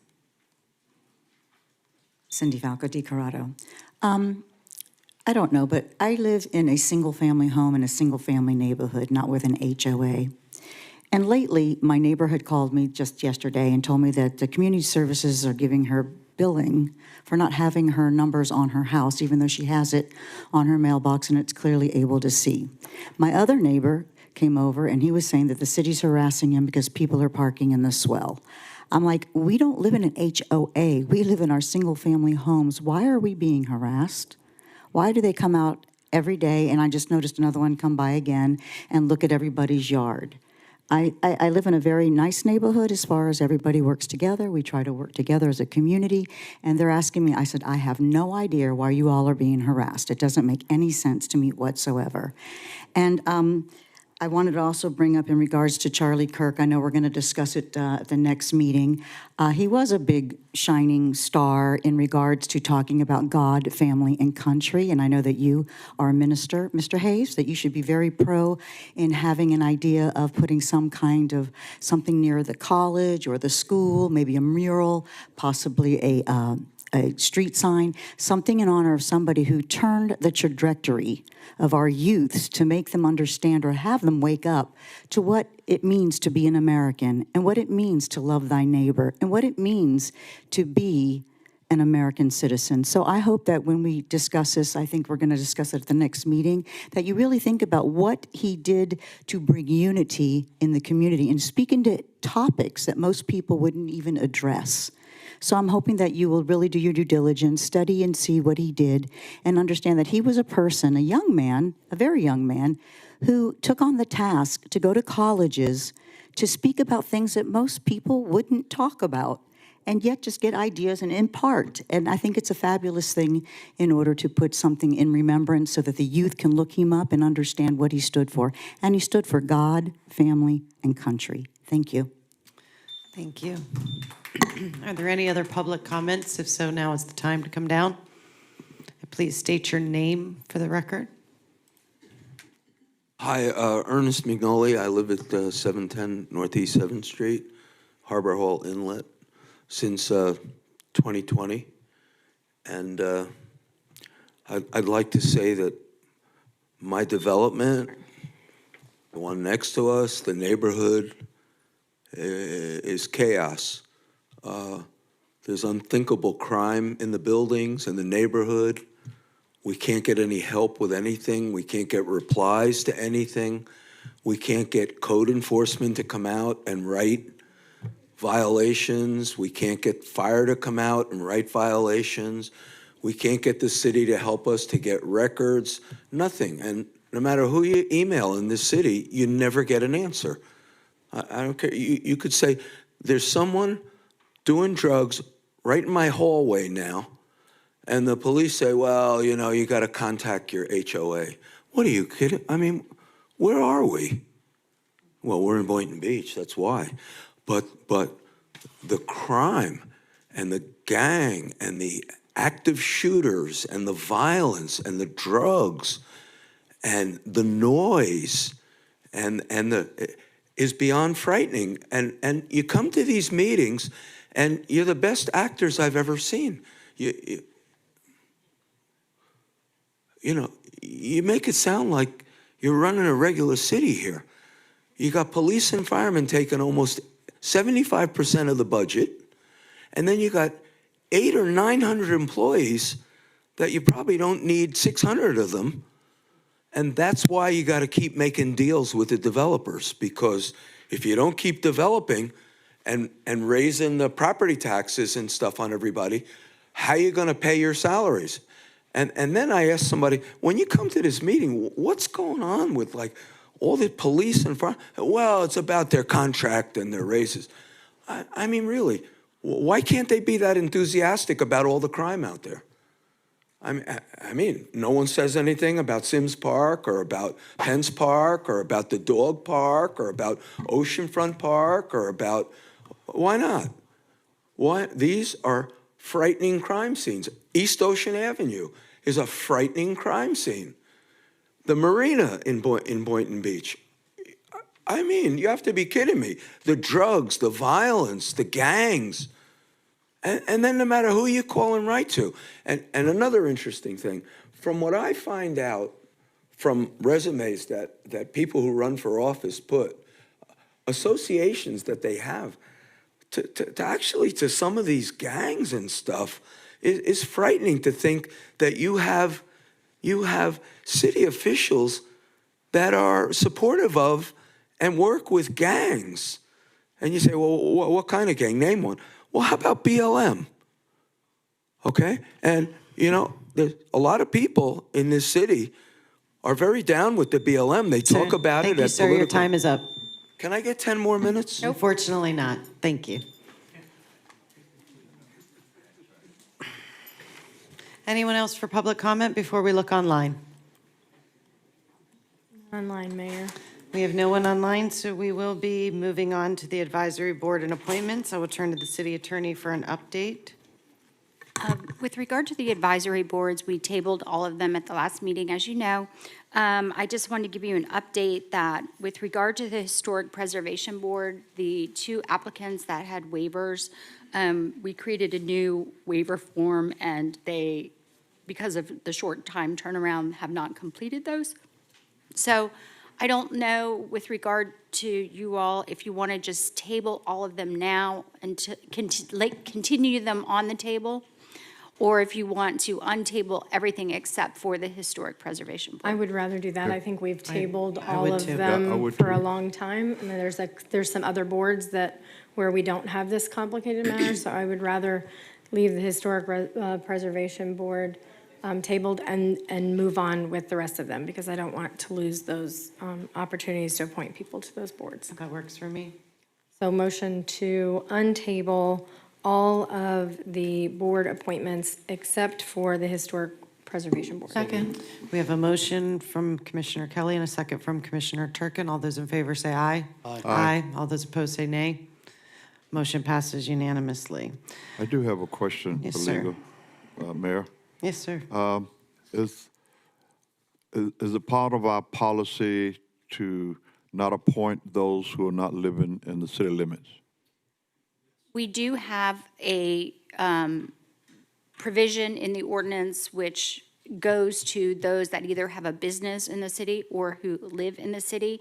We did just create the ability to have a waiver for them to either seek an additional term, say it's a board where you don't get enough people, or say it's a board that needs a specialty, and we can certainly waive some of the requirements with regard to specialty. One of them is also living in the city, but that is completely, just because you're allowed to do it, doesn't mean you need to do it.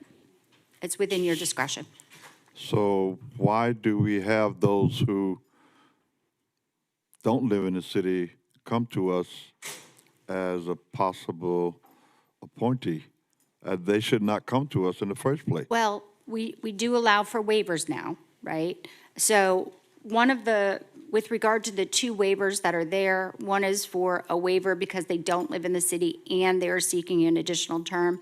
I'm not sure how they were appointed previously, but they are seeking an additional term. And then the second person, their waiver is with respect to just seeking another term. So it's my understanding they do live in the city, but they would like to continue serving on the board. Okay. But our city form that is required for us to have, we don't have those yet. So I do recommend we keep those tabled at this time. Okay. Thank you. Okay, moving on. We have 3 applications for the Art Advisory Board, and there's one regular position and one alternate position. The first nomination goes to me. I motion to approve Robin Kurtzman as a regular member of the Arts Board. Second. I move to approve Robin Kurtzman as a regular member, and Commissioner Kelly made the second motion. All those in favor say aye. Aye. Aye. All those opposed say nay. Motion passes unanimously. The next nomination goes to Commissioner Kelly. Would you like to make your motion? Yes, thank you, Mayor. I would like to appoint Johanna Zahetner, sorry if I mispronounced your last name, to the Art Advisory Board to that alternate position. Second. Commissioner Kelly moved to approve Joanna Zahetner, and Commissioner Cruz made the second. All of those in favor say aye. Aye. Aye. All those opposed say nay. Motion passes unanimously. We have one application for the Building Board of Adjustment and Appeals, and there are 3 regular positions and 1 alternate position available.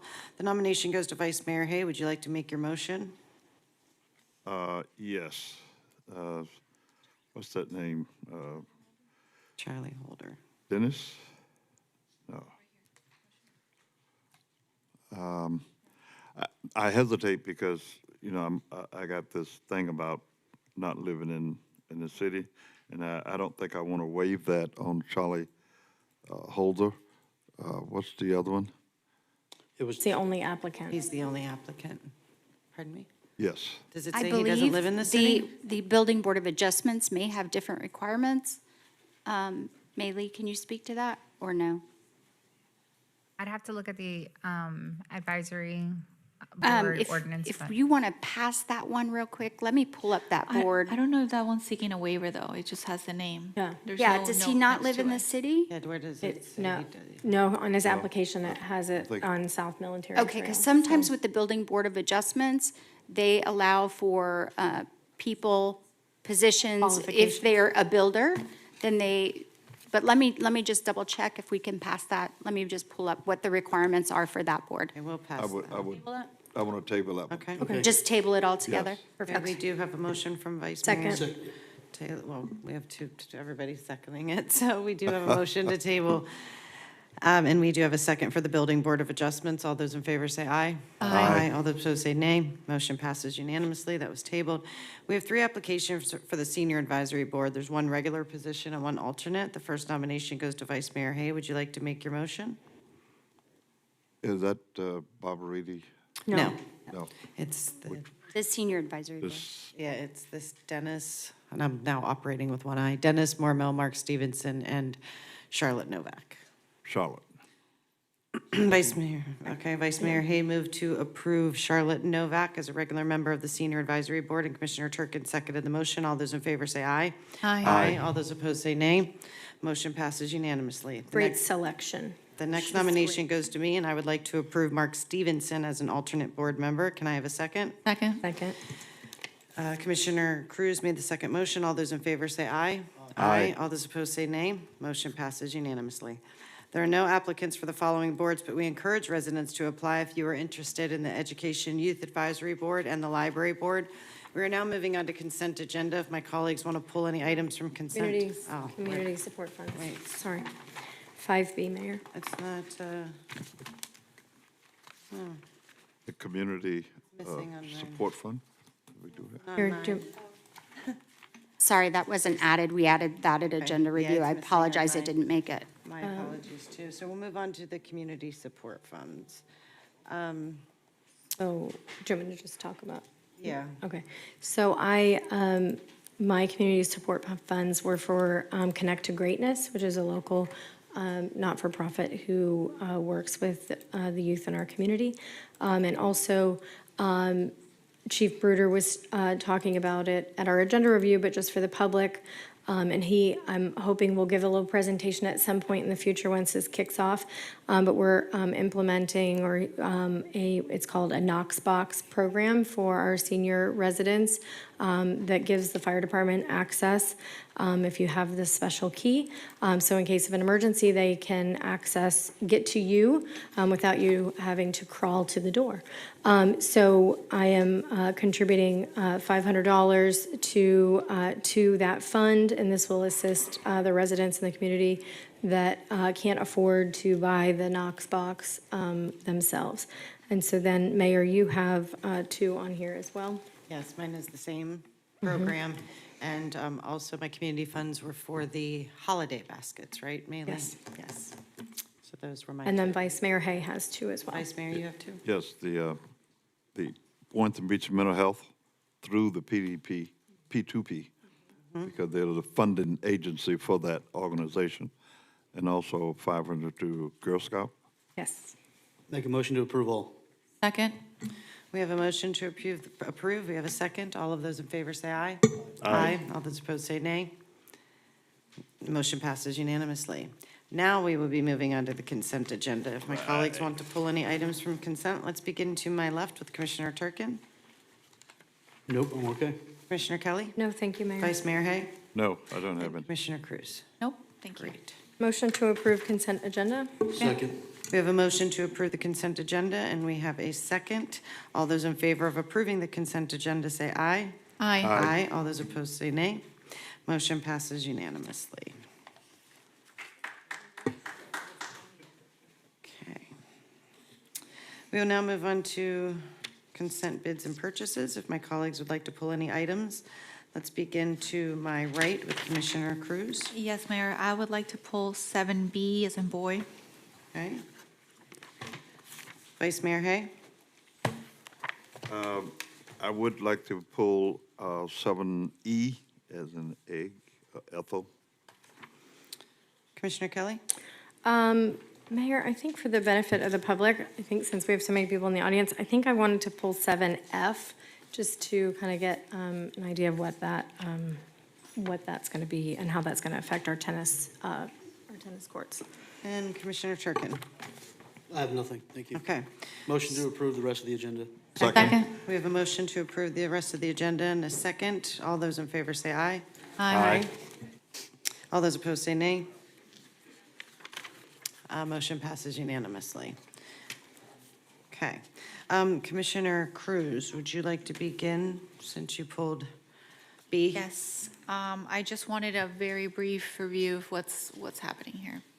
Can I have the slides for 7B? 7B is in boy. Yep, Yes. thank you. Perfect, thank you. Thank you. So this is a project that what we've started doing is we've been doing condition assessments throughout the city for different areas, and condition assessment in Leisureeville have shown us that there are a number of water main pipes that we need to replace. They are old. The material is really problematic. And so we are going to be replacing almost 3,000 linear feet of pipe in that area. And this map shows all the different areas that we are going to be replacing some of the pipe. We're also going to replace some hydrants. And this will really help us provide flows, better flows, integrity of the system, as well as fire flow needs, meeting for fire flow protection. The project is being done with a methodology called pipe bursting. What that does is basically it's a non-invasive way, so you're not doing an open cut off the road, so it doesn't impact the residents as much, less problematic for maintenance of traffic and so on and so forth, and the project moves faster. So this project's going to be starting in October and should just take us a couple of months to finish. So I just wanted to bring that to everybody's attention. We are going to be spending close to $1 million, including contingency on this project.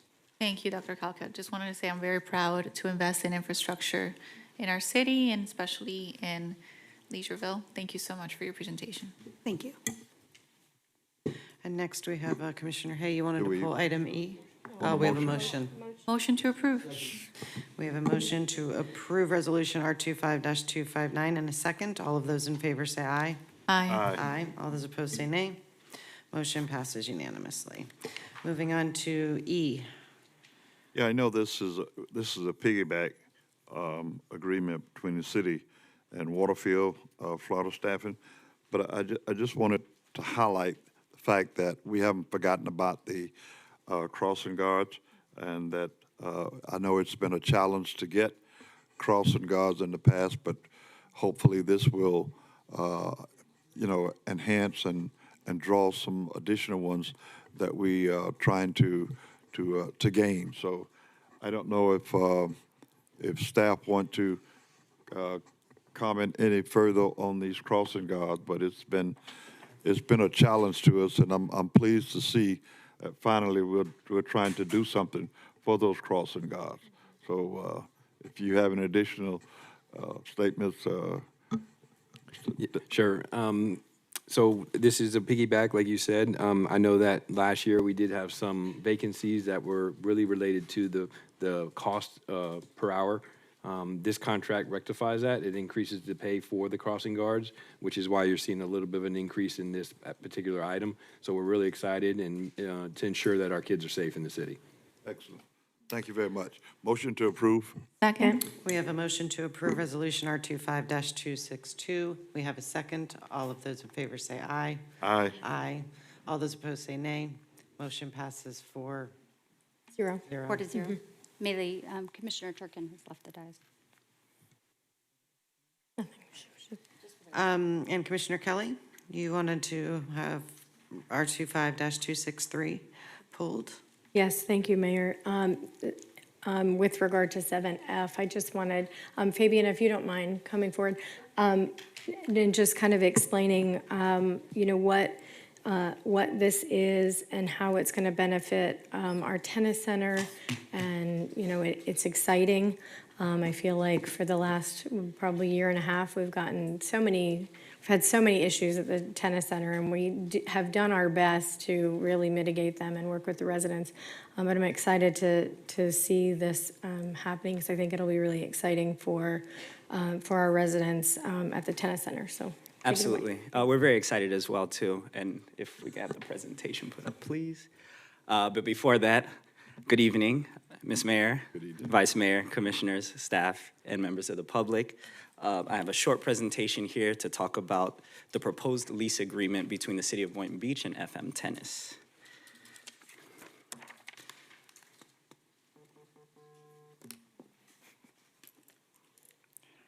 All right. So a bit of an overview. I'm going to talk about some of the scopes of service, some of the key terms directly from the contract. So you'll see some items pulled directly from there in the sections that they're located, as well as what the next steps will be going forward once they take over the facility potentially here. So first, the vision and the idea behind this is the lessee will oversee daily operations, management, programming, and maintenance of the facility. The city will maintain overseeing the landscaping for the property, but all else as it pertains to the maintenance of the property will be done through FM Tennis. This agreement is up to 9 years, the initial term being 5 years, and there's a possibility for two-year renewals following that. Hours of operation. This is something that we're still in discussion with FM Tennis regarding that, so we'll work in lockstep with them to determine what is best as it regards to programming, the season and time of year, peak hours, and the community needs and requests in general. But per the terms of the agreement, the facility will be open a minimum of 70 hours a week. Public access, so the operator should ensure that the center is reasonably accessible to all members of the public, including city residents and non-residents without discrimination. Operator should establish and maintain a schedule of user fees that provides preferential rates for city residents, generally how we currently operate right now, so we'll have a similar fee structure moving forward with them. The fee schedule should be subject to approval by the city commission on an annual basis. So similar to us bringing our fee schedules each year, this will be part of that package coming to you guys. There's been no request yet from the lessees for any adjustments to the fees. So we plan to move forward with the current fees that were just approved by this body in January. And if there's anything proposed, it'll be reviewed by the department and then brought before the commission if it's something that we look to propose for adjustments. Community programming, the operator should develop and implement community programs designed to promote tennis and pickleball in the community, including but not limited to youth programs and clinics, programs for seniors, programs with persons with disabilities, school partnerships, and at least 4 free or reduced cost community events per year. These community programs should be detailed in an annual community benefits plan that will be submitted to the city, which will be determined by the department director or designee for approval before they're implemented at the facility. So the financials. The base rent of the first initial year will be $6,000 per month for the first year, and then $7,000 per month in the successive years following. There will be an initial 6-month grace period just so they can get their equipment, their staffing in order, and really build their brand and all of the programming out at the facility. And then that's when this new base rent will be triggered and begin. Revenue share is part of this project as well too, so there'll be a 3% revenue share based off of the gross revenue brought in by these individuals.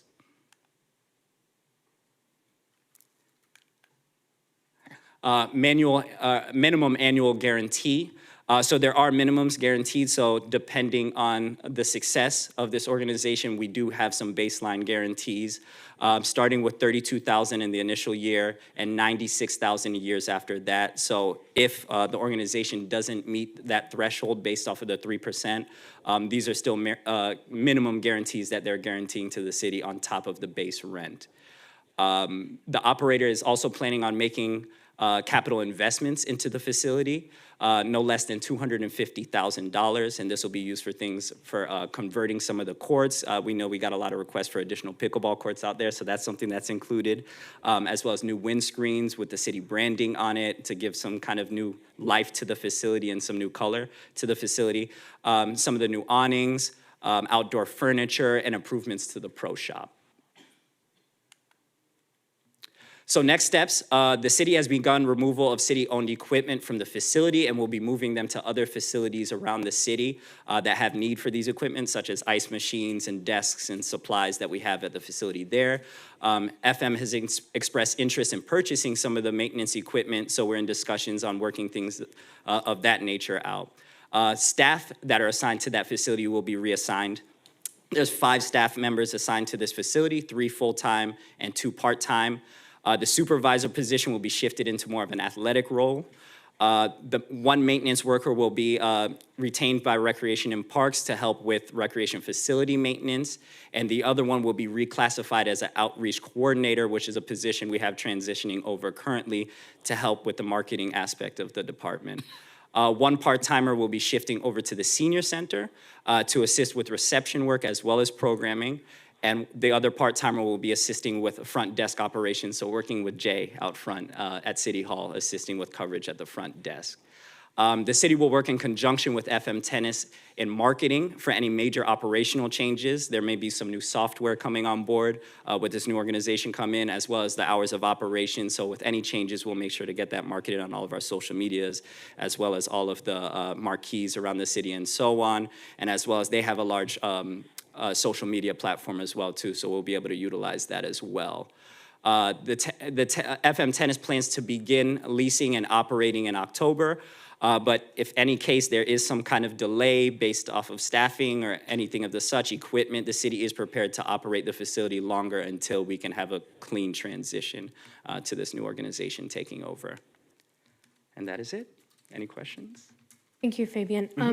How does this, if at all, or what is the plan moving forward as far as fees for the residents to utilize the facilities? So I know we've spoken off the off of the record on this, but I just for the will of the public, what do we have in place to make sure that they don't come in, just automatically raise all the rates, and then we're sitting here looking like, oh, sorry. Yes. No, excellent question. And that's a big part of the reason why we included that term inside of this agreement, to make sure that it'll be to our discretion at all points, and of course, comes before this body before any fees are adjusted. As mentioned before, we plan on keeping all fees the same rates that they are currently. It's very important to make sure that all of our fees are affordable out at the tennis center, and it's open to everybody, including some of those free programs that we'll be offering to introduce new people to tennis. Great. I'm excited about it. Yes, absolutely. I guess that was my only concern and question, was really how it was going to affect the residents. So thank you for the presentation. Thank you. Thank you very much. You're welcome. I'm very excited about this because when I came on, I got a lot of heat about the tennis Yes. center. I didn't know what was going on over there, so Yes. Now, there's very happy some to see we're excellent- moving in the right direction with Yes. this. Thank you for all your hard work You're putting welcome. it together. Thank you. That being said, do I have a motion to approve Motion to approve. R25-263? We have a motion from Commissioner Kelly, and we have a second from Vice Mayor Hay. All those in favor say aye. Aye. Aye. All those opposed say nay. Motion passes unanimously. Okay, we have 11 public hearing items. Public comment will be permitted on each item. Items 8C, D, E, F, H, I, J, and K are quasi-judicial, and I will now turn to the clerk to swear in anyone here who chooses to speak on those items. So if you do want to speak on any of the items I just listed, please come down so you can be sworn in. Anyone who is here to speak on stand up. items 8A, C, D, E, F, H, I, J, and K, please stand up and raise your right hand.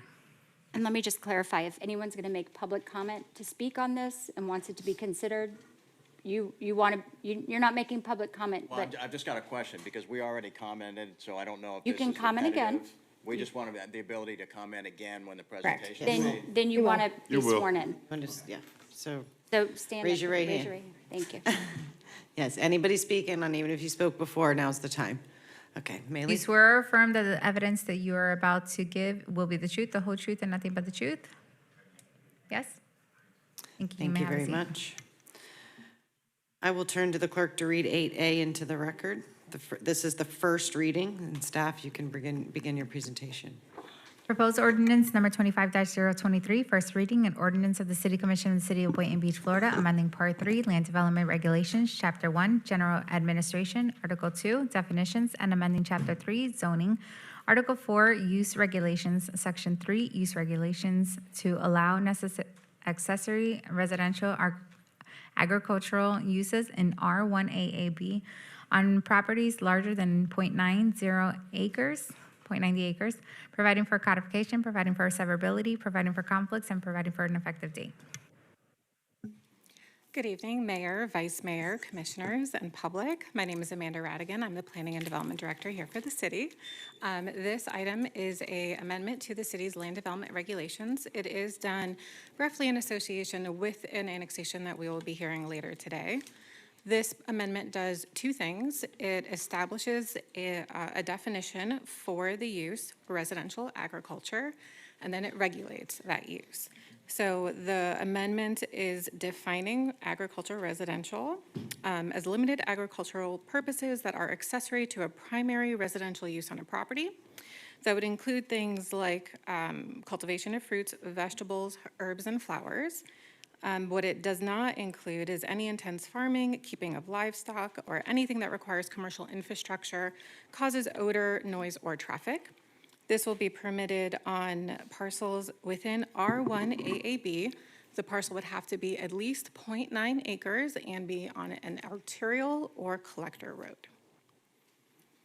Staff is recommending approval of this amendment, and I am available for questions.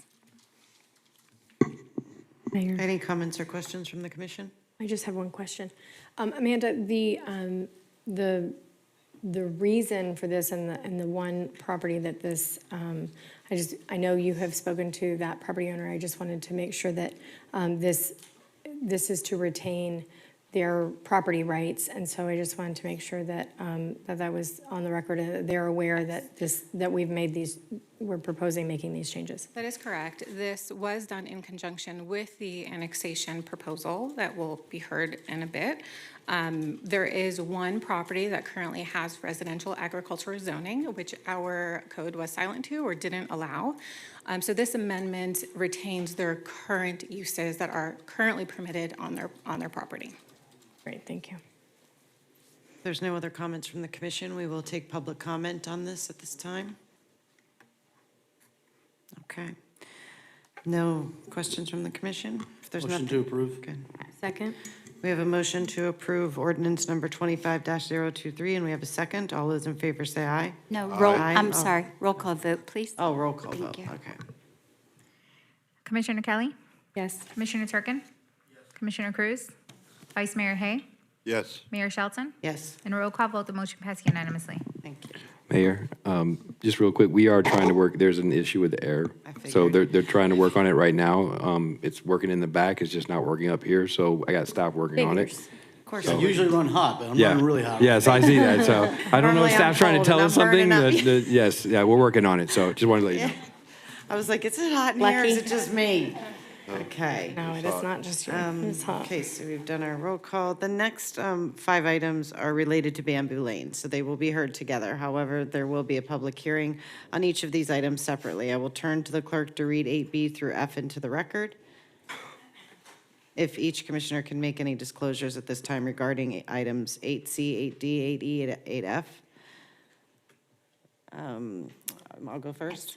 We need to do our disclosures. Okay. If you do have specific disclosures pursuant to an item, then you need, let's do them, you're going to say with regard to 8C, and then do them, and then 8D, and do them, but all at one time. Does that make sense?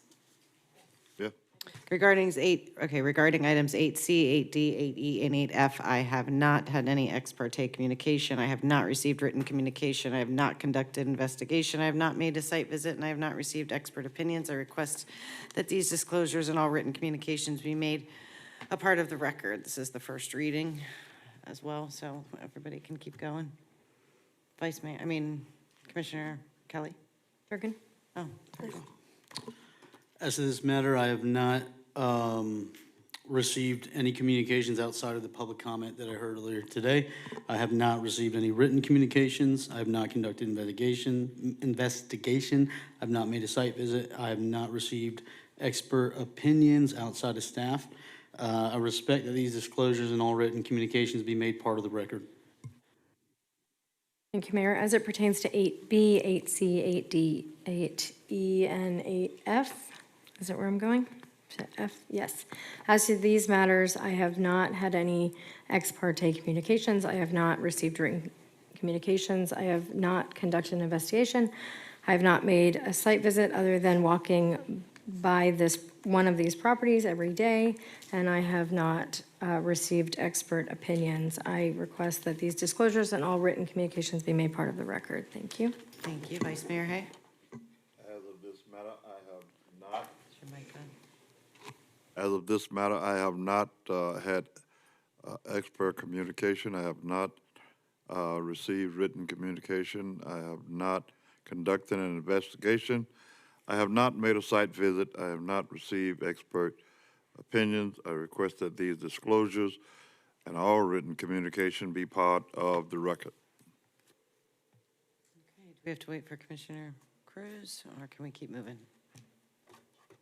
When she returns, we'll do her disclosures, but we need the clerk to read all of the items into the record before we begin the presentation. Okay. Okay. Bear with me. Okay.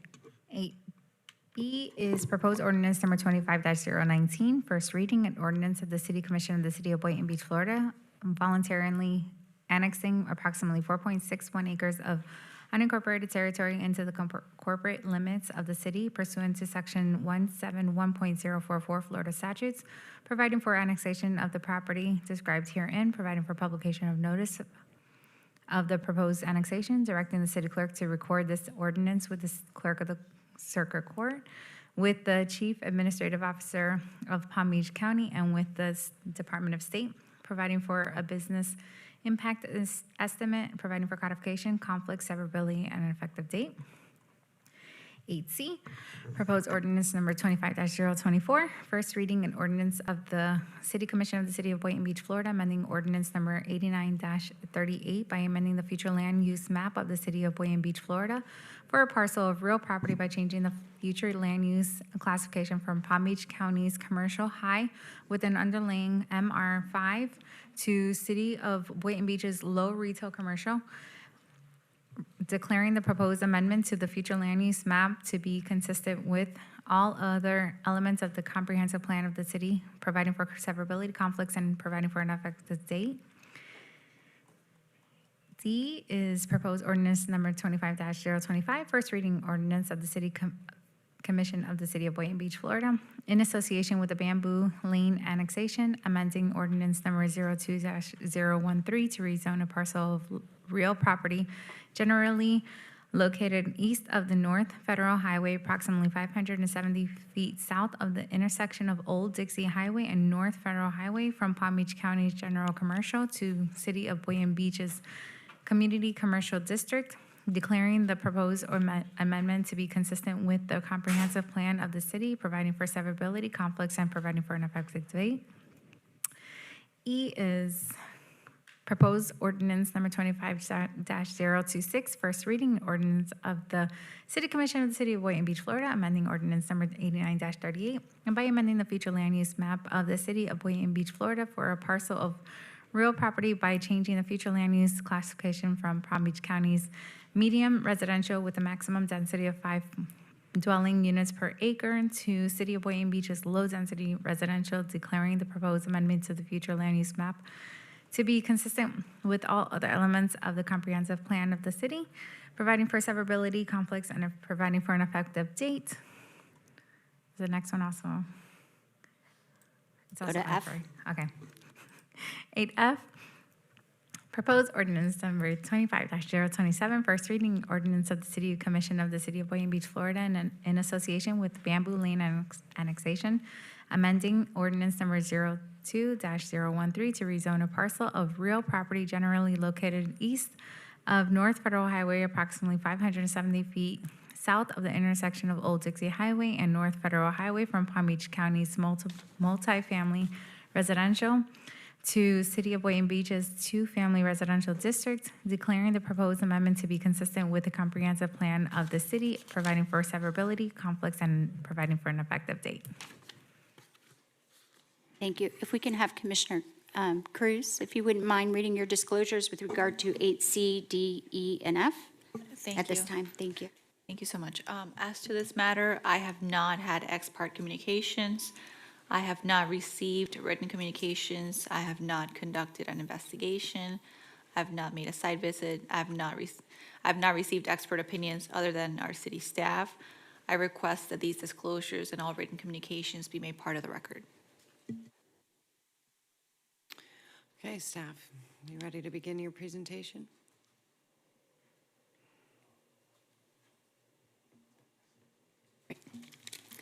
Good evening again. Amanda Radigan, Planning and Development Director for the city. As was just read into the record, this presentation covers 5 different requests: 1 annexation, 2 future land use amendments, and 2 rezonings, all within the Bamboo Lane area. The Bamboo Lane area is located on the southeast side of the city. It is directly off of Federal Highway. It's approximately 4.61 acres and contains about 15 properties. It is currently contiguous to the city and accounts for about $10 million worth of taxable value. Some background for annexation. All the properties within this area are currently within the city's utility service area and are currently being serviced with some municipal services. As a condition of that service, all the property owners are required to enter into a formal agreement with the city. I'm going to read the exact title of the agreement for the record. It is a summary of the agreement for water and wastewater services outside of city limits, covenants for annexation, and irrevocable special power of attorney. This allows the annexation to be processed as a voluntary annexation. It's important to note that there are no changes of uses proposed within this either. This agreement does grant the city the authority to initiate this voluntarily, which is the proposal which is in front of you. And I just want to go over some of the dates just for the record of notices that have been sent out. On July 28th, we sent the initial notice to the owners, notifying them of the annexation. On August 20th, we sent the notice of the ordinance. On August 31st and September 7th, we published legal ads both in the paper and online. And then on September 8th, a public notice was sent out to properties within 400 feet of this area. So this is a very important slide. I will give my card out to anyone who wants it, and I can email you this slide. This is a comparison of both services and taxes. So I'm going to spend a little bit of time on this slide for the benefit of the public. On your left, what you see is a comparison of millage rates within the city and within the county. So the first column you're looking at are millage rates that you would be charged within the city. On the next column, the millage rates within the county. Everything that has both filled out is exactly the same. So you can see that people within the city of Boynton Beach do have an added tax, which is the Boynton Beach operating tax of the millage rate at 7.75. However, 3 of what you are currently being charged would fall off your tax roll. That includes the county fire rescue, library operating, and library debt. The rest of the taxes remain the same. If you go down further on that same chart, down to the non-ad valorem assessments, you'll see that the Lake Roy Drainage District does remain the same. Your solid waste authority would actually change. Currently, if you're in the county, you're paying $398. Once in the city, it would be $194. You would have an added Boynton Beach fire assessment. On the right, you'll see a comparison of services. The first line talks about our fire departments. Our fire department boasts one of the best response rates in the state at a response rate of 4 minutes and 20 seconds. The second line is Boynton Beach Police. The 2.05 represents the number of officers per 1,000 residents. The next line is also about our police services. This is per square mile. So our city has 10.52 officers per square mile of the city. The next 2 line items are utility services. Everyone within this area already has our water service, and all but 1 parcel within this area has sewer service. Commissioner Cruz, this relates to your question from agenda review. There's currently 1 parcel within this area that is currently on septic. The rest of the items have to deal with trash pickup, and they would essentially remain the same, but instead of being serviced by the county, you would be serviced by Boynton Beach. So it's comparable garbage pickup, recycle pickup, and bulk and vegetable pickup. Vegetation, not vegetable. It is a lot of vegetables. The other thing that I could note when it comes to your utility service, if you are outside of the city, you are currently paying a 25% surcharge for your water services. Once within the city, your utility service actually goes down 25%. So now the land use and zoning. I'm gonna go through this information just in map form because I think it's a little bit easier to understand. This is the future land use map when it comes to the commercial parcels. On your left, you'll see the designation within the county. The area in blue is designated currently as CH5. That is their commercial high for the county. And is proposed to go to the local designation, the city comparable local designation of local retail commercial. The corresponding land use would be, the existing is CG, the county's general commercial, to the city's C3, the city's community commercial zoning designation.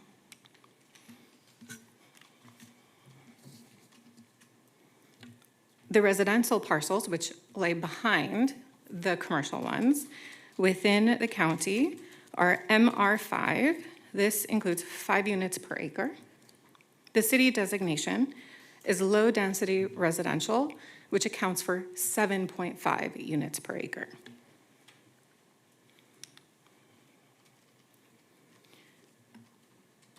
The corresponding zoning for those land uses would be, in the county, it was RM, multifamily, and within the city is R2, single and 2-family residential, maximum 7.5 units per acre.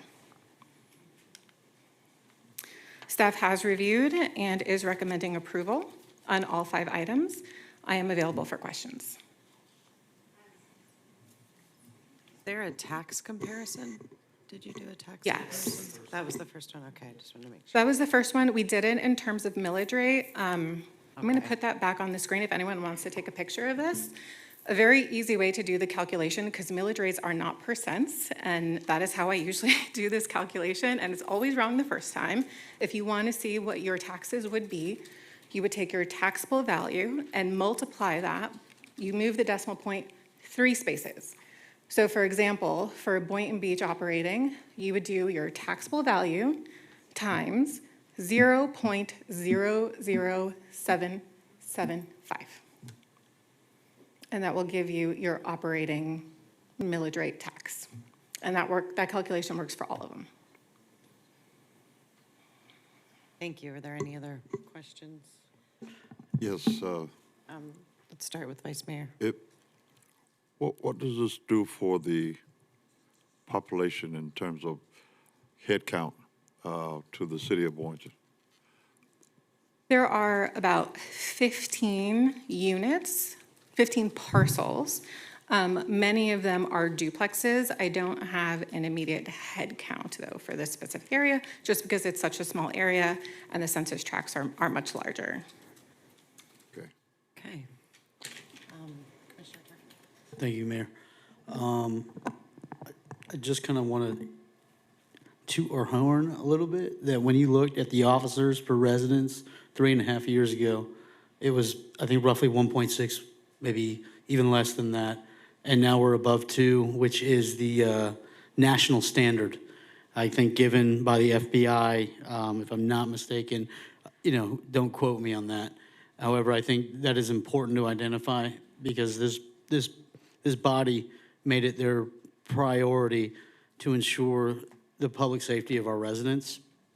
And, I just think we should really be mindful and proud of ourselves to see that number. Because even though, 1.6, 2.5, that's not a huge jump It is. in its own, but when you look at that for 80,000 plus residents, that is a very significant change from an addition of, I believe, 35 to 40 police officers within a 16 square mile. Or for the police department, managing 16 square miles. So, I think that's a great uptick from where we were, over 3 years ago.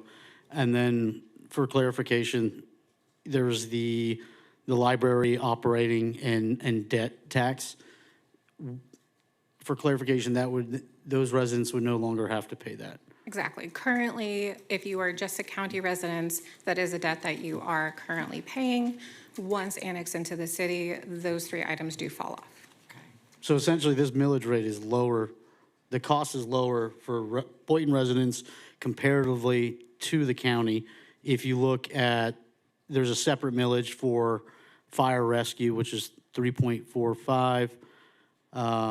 That brings it, what, 7.9-ish if you round up. So 7.75 still lower.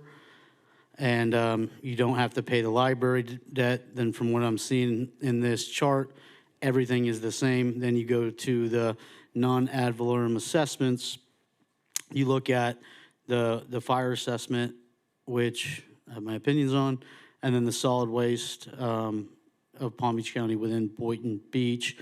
However, they would no longer pay that $398, and then the Lake Worth Drainage District ultimately is the same. So just to round this all together, it seems that the millage rate for a homesteaded property is going to be lower if we were to move forward with this than comparatively to the county. When we've done the calculations, it obviously depends on if you're homesteaded, Right. what exemptions you have, and your taxable value, but we have found them to come very close to even.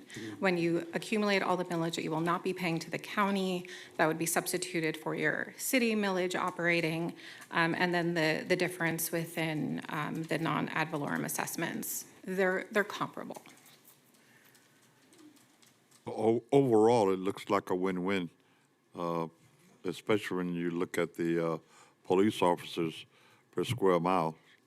I mean, that's huge. And since safety is one of our big-ticket items in all areas. Very good. I mean, real quick, Mayor.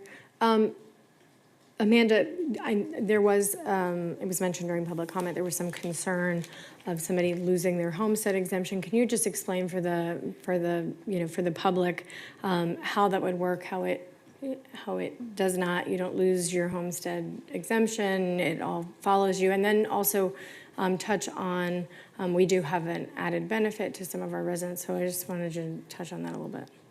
Yeah, so I will say I'm not the property tax appraisers, but I have reviewed this quite a bit. Your homestead exemptions, any exemptions that you have currently with the county that you pay in the taxes transfer over. None of that is changed at all in this process. Our services, fire, police, utilities you're already getting, and trash are ready to literally flip the switch on the day that this is approved. Now, correcting or updating the tax bill does take about a year. So the goal is to get it corrected by next cycle for it to be correct. However, in discussing this with all of our services, we are ready to start on day one. And we will continue to work with the partners at the county who are currently servicing to talk about transition. But our plan is, if anything, you are going to get double the service just because we are ready to start, and there will be no gaps in service. Thank you. Oh, Commissioner Cruz? Do you have Yes, something? thank you. Following up on the agenda review question, which is how many of the homes are in septic? Wanted to ask. So I did talk to utilities.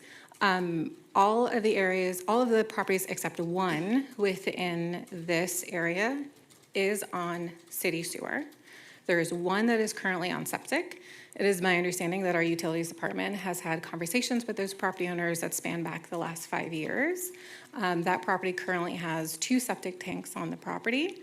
One that was done fairly recently. It would be costly to transition that property to sewer. However, in talking to the utilities department, they're willing to continue working with the property owner to see how they can make that happen.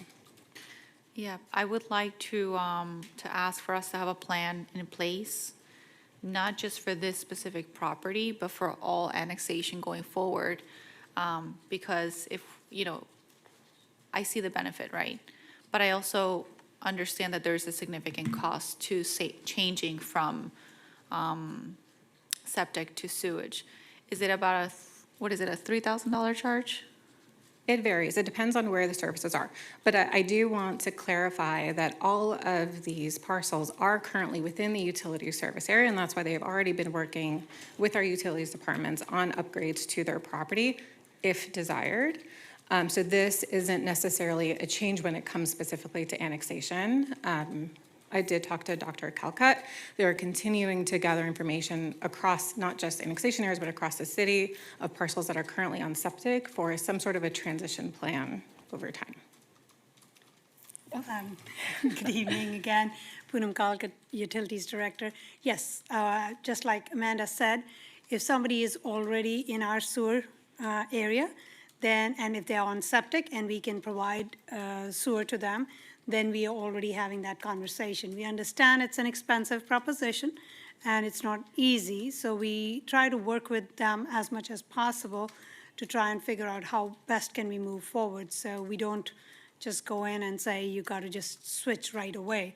We've got to Right. look at that. The problem we get into is that private properties, it's hard for them to get any kind of grants or anything that That we was my can next put question, in. yeah. We can't, that's just not something that you can get grant money for or loans and other things like that. It generally is a personal loan. So what usually we as utilities do is we bring the sewer really close to where they can connect, and then we try to figure out a way that we can work with them. Sometimes when we are doing some conversions, then we can have the contractor work with them so they would have minimal costs. So we'll continue doing it that way, but all of these properties that right now we are annexing, most of those areas are under sewer already for the utilities. So that conversation's already ongoing. Thank you, Dr. Calcutt. And then thinking about the cost of going from septic to sewer, I'm going to assume there has to be a lift station obviously nearby because the other ones are on sewer. Okay. Is there any way that we can make a plan as we start annexing to really find a way to get these homes out of septic, because it's outdated. It's no longer really acceptable for homes to be in that situation, especially we're annexing them. So I really would love for us to have a plan, like an actual plan of action of how we're gonna move forward, and a time frame, and really thinking, even though I hear you with regard to the grants and the being a private property, can we do some research to find out if there's an opportunity to help neighborhoods that are, currently still on septic that we could support in any way, and maybe finding agile ways to do that? Yeah, we're committed to doing that. State has been really also asking. South Florida Water Management District, I just had a conversation with somebody at the county's utility director, that one of the district's representative was asking them about some of the barrier islands that are still on septic. So we will be having those conversations. It's just not an easy way, because somebody has to spend the money to do this. The utility can bring the sewer close to the property line, and then we've got to look at how best can we make that connection. I know Miami-Dade has a huge problem with a lot of septic areas on septic, and they're trying to figure out ways. So there has been conversation throughout the state about how best to go about it, especially in the center of the state. There are springs where, again, these septics can be very problematic. Barrier islands, environmentally, that can be a problematic thing.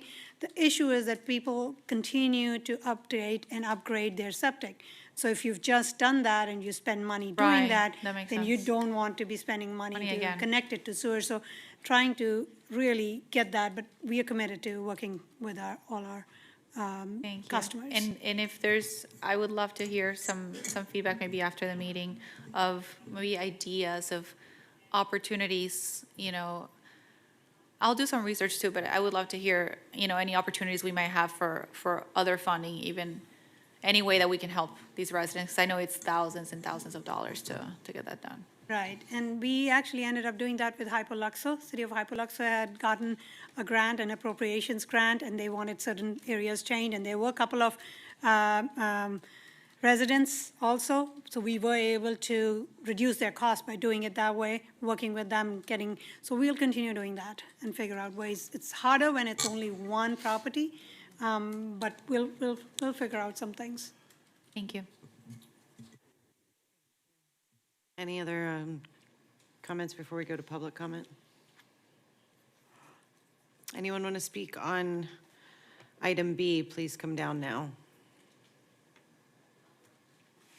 Each person has 3 minutes. Hi, And it's this not is Q&A, Kathy so Gross then- again. Yeah, and just remember, it's not 823 Palmer Road. questions. I'm the subject of the 2 septic tanks on the property.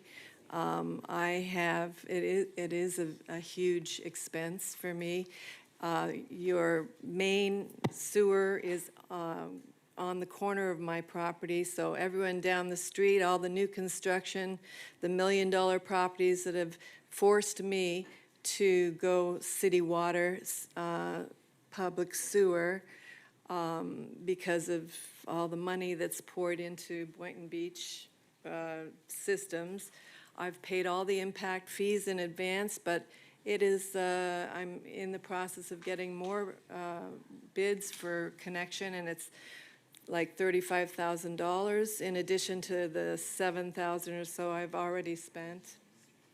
It's a big imposition for someone like me who paid $256,000 for their property 30 years ago, and the tax basis is going to go up. The city water that I'm paying, which I was on well, and prior to this and all the new construction broke my well line, so I had to go with city water.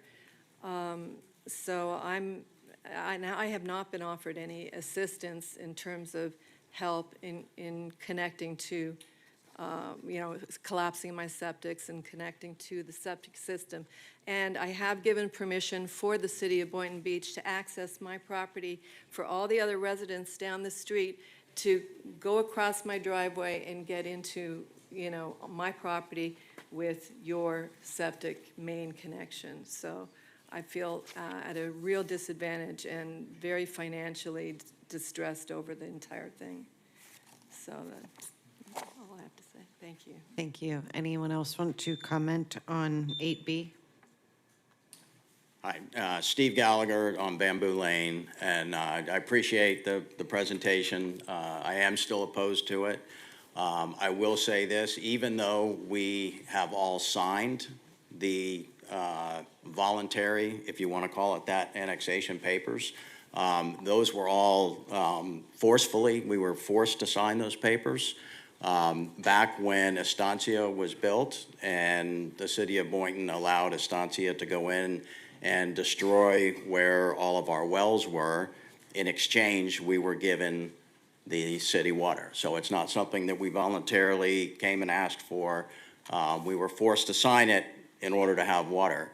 And then once again, when they ran the sewer lines down the road, which we never asked for, we were forced not only to pay for the infrastructure costs, which we've already paid in full, but we were forced to sign, again, voluntary annexation papers.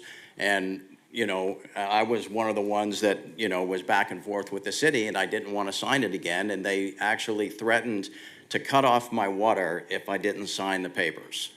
So, the way the whole thing has come about has not really been fair to the homeowners to begin with.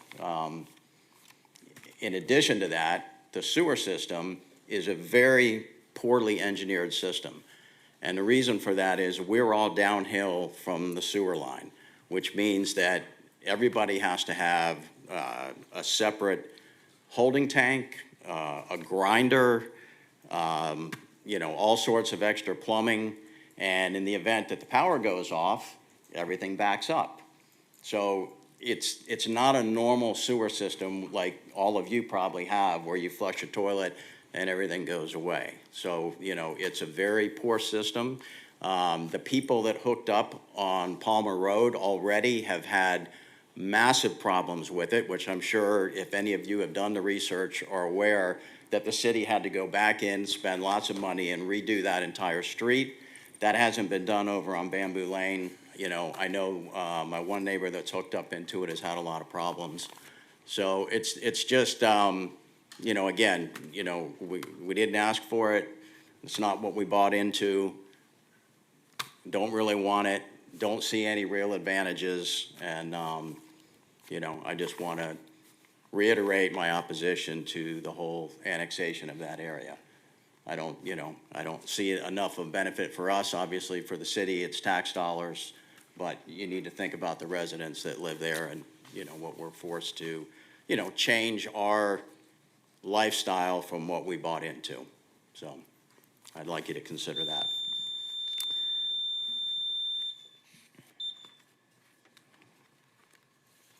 Hello again, Suzanne Calwera. Is there going to be a separate presentation regarding Palmira? Okay. All right, and just a general question, which would probably cover whoever's here for annexation, is why is this being considered, to his point, a voluntary annexation versus involuntary? If someone could explain that, that would be wonderful. Thank you.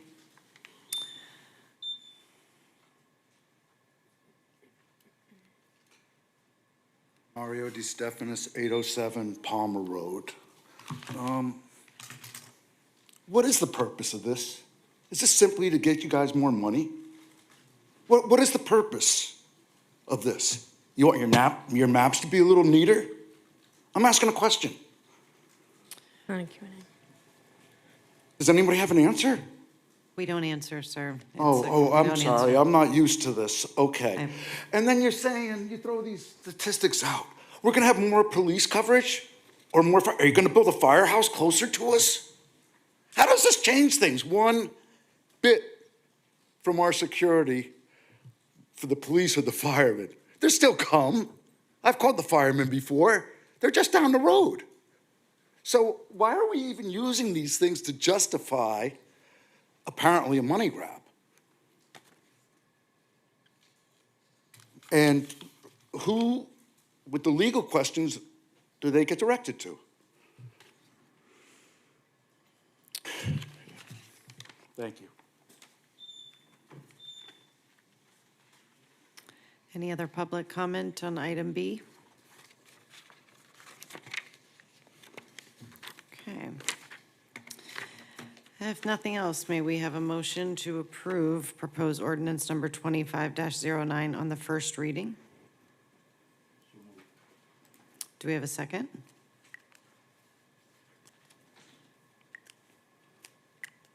Second. We have a motion to approve ordinance 25-019, and we do have a second. All of those in favor say aye. Or is it roll call? Roll call. Roll call, sorry. Commissioner Kelly? Yes. Commissioner Turkin? Yes. Commissioner Cruz? Yes. Vice Mayor Hay? Yes. Mayor Shelton? Yes. And roll call vote, the motion passed unanimously.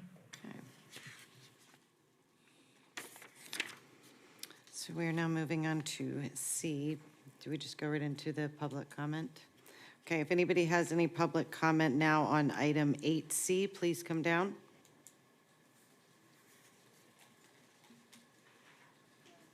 No public comment on 8C. Any questions from the commission? Oh, come on down. Is that specifically the zoning portion of your annexation? Yes. That would be a question for me. You were mentioning something about. So I can clarify, 8C is specific to the commercial future land use. Oh, commercial, I'll not let the you know, residential. I know which one you're here for. I'll let you know which Okay. one is that. Okay, good.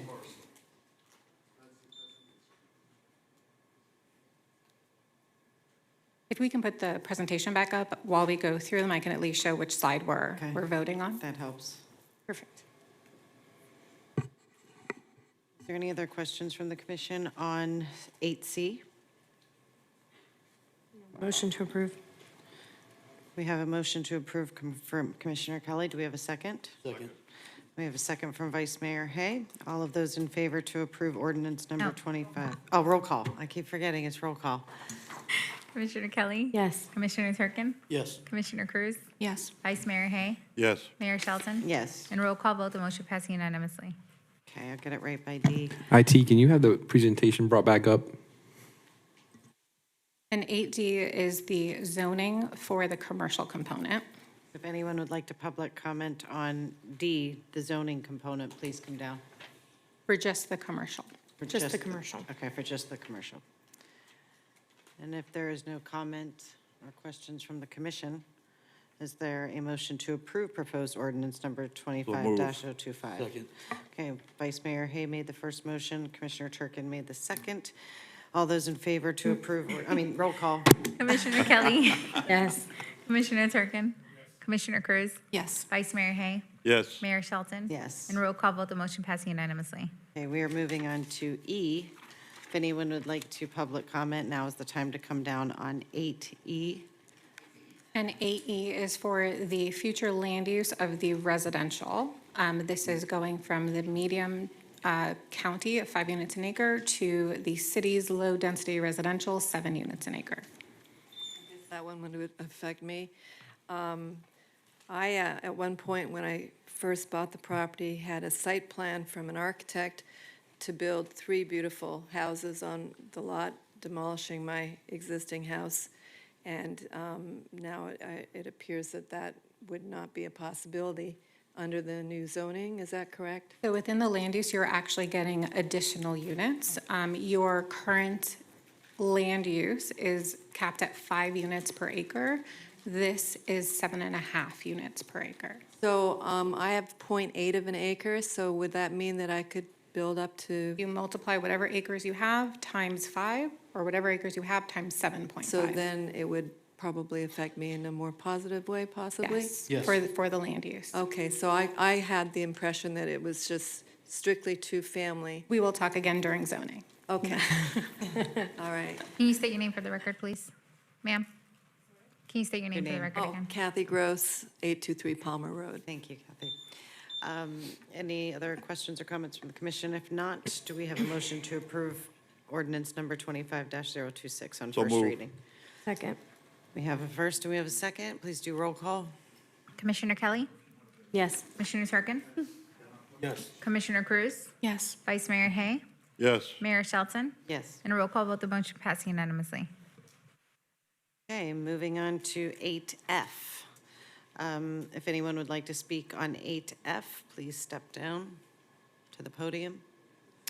8F is specific to the zoning for the residential components, yes. This goes, again, to your current residential, I'm sorry, IT, if you could bring back the presentation.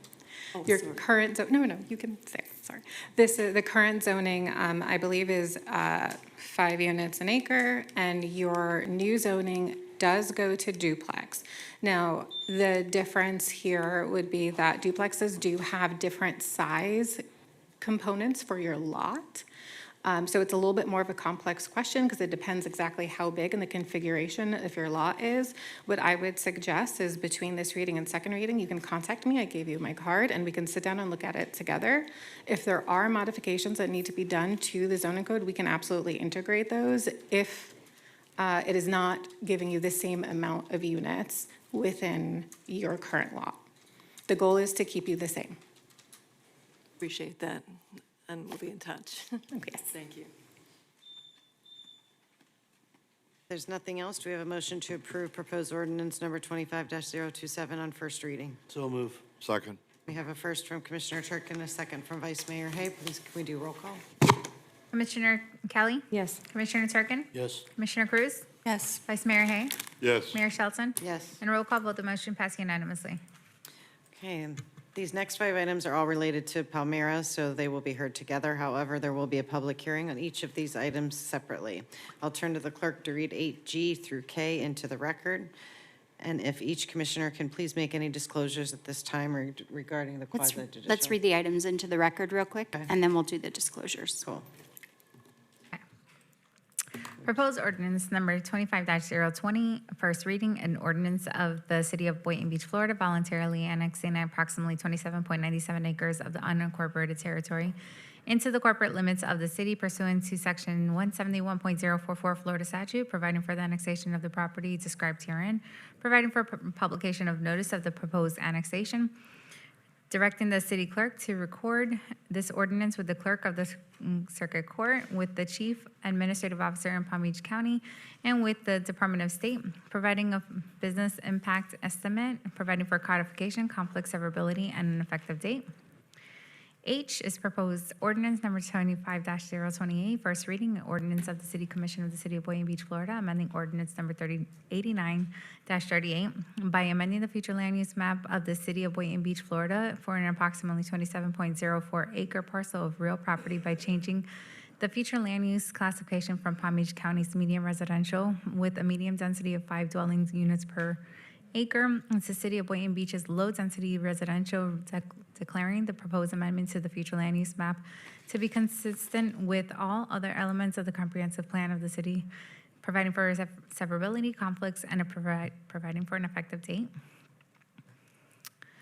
I is proposed ordinance number 25-029, first reading ordinance of the City of Commission of the City of Boynton Beach, Florida, in association with a Bamboo Lane annexation.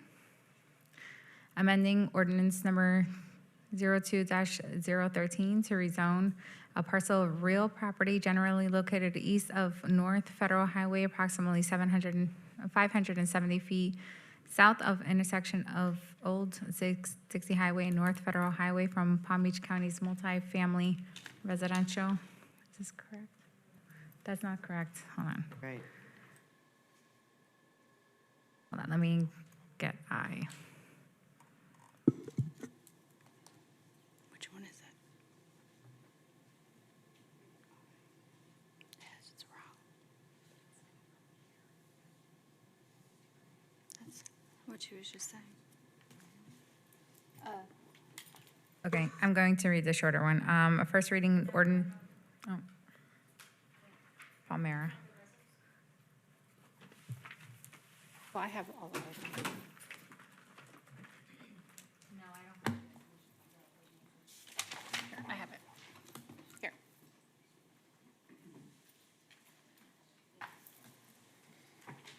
Okay. Ordinance number 25-029, an ordinance of the City Commission of the City of Boynton Beach, Florida. Oh, it still says Bamboo Lane. Is it still Bamboo Lane?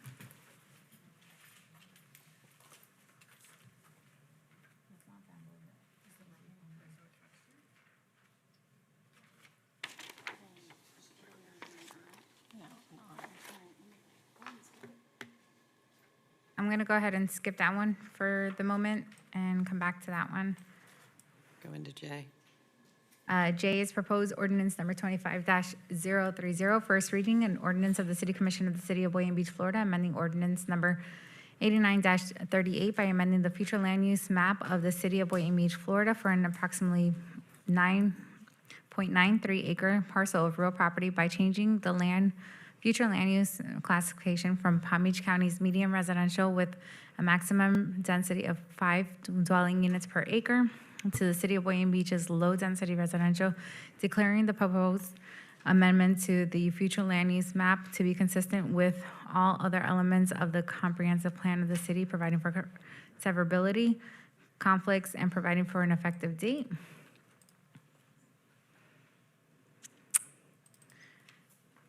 And K is proposed ordinance number 25-031, first reading, an ordinance of the City Commission of the City of Boynton Beach, Florida, in association with the Palmira annexation, amending ordinance number 02-013 to rezone an approximately 0.93 acre parcel of real property from the Palm Beach County's agricultural residential to City of Boynton Beach's single-family residential district, declaring the proposed amendment to be consistent with the comprehensive plan of the city, providing for severability, conflicts, and providing for an effective date.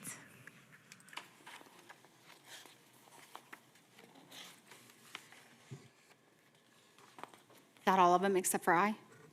Yes. If the commission would like to do their disclosures, we've had a bit of a glitch with I. We're making sure we pull up the right one to read into the record. Would you mind to I'll go ahead and start? start, thank you. As to this matter, I have not had ex parte communications. I have not received written communications. I have not conducted an investigation. I have not made a site visit. I have not received expert opinions other than staff. I request that these disclosures and all written communications be made part of the record. As of this matter, I have not had ex parte communication. I have not received written communication. I have not conducted an investigation. I have not made a site visit. I have not received expert opinion. I request that these disclosures and other written communication be made part of the record. Regarding items 8H, 8I, 8J, and 8K, I have not had any ex parte communication. I have not received written communication. I have not conducted an investigation. I have not made a site visit. I have not received expert opinions. I request that these disclosures or all written communications be made as part of the record. As to these matters, 8G, H, I, J, and K, I have not had ex parte communications. I have not received written communications. I have not conducted an investigation. I have not made a site visit. I have not received expert opinions. I request that these disclosures and all written communications be made part of the record. As to this matter, I have not had ex parte communications outside the public comment that was given earlier this evening. I have not received any written communications. I have not conducted an investigation. I have not made a site visit. I have not received expert opinions outside staff. I request that these disclosures and all written communications be made part of the record. Okay, I'm going to go ahead and read the other ordinance for I.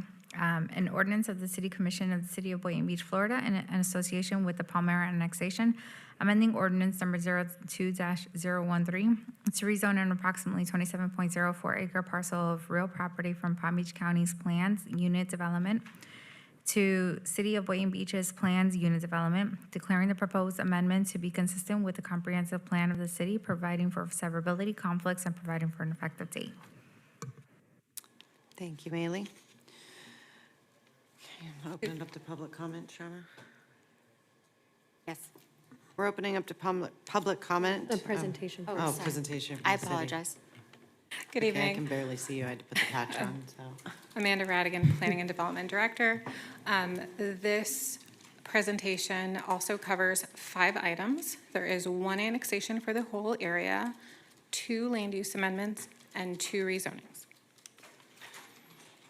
Palmira is located on the northwest side of the city. It is roughly at the intersections of Lawrence and Hypoluxo. It is currently contiguous with the city. It is approximately 27.97 acres and consists roughly of about 125 properties. It has a taxable value of approximately $30 million.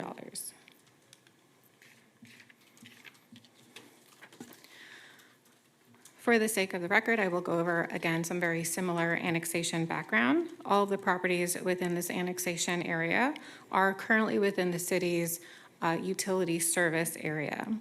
All of the properties within this area are currently connected to water and sewer. As a condition of receiving municipal services, the developer, at the time of its construction, was required to enter a formal agreement with the city titled Summary of Agreement for Water and Wastewater Services Outside of the City Limits, Covenants for Annexation, and Irrevocable Special Power of Attorney. This agreement is transferable to any and all future property owners. The annexation requested is processed as voluntary as per the agreement, and there will be no changes of use as part of this annexation.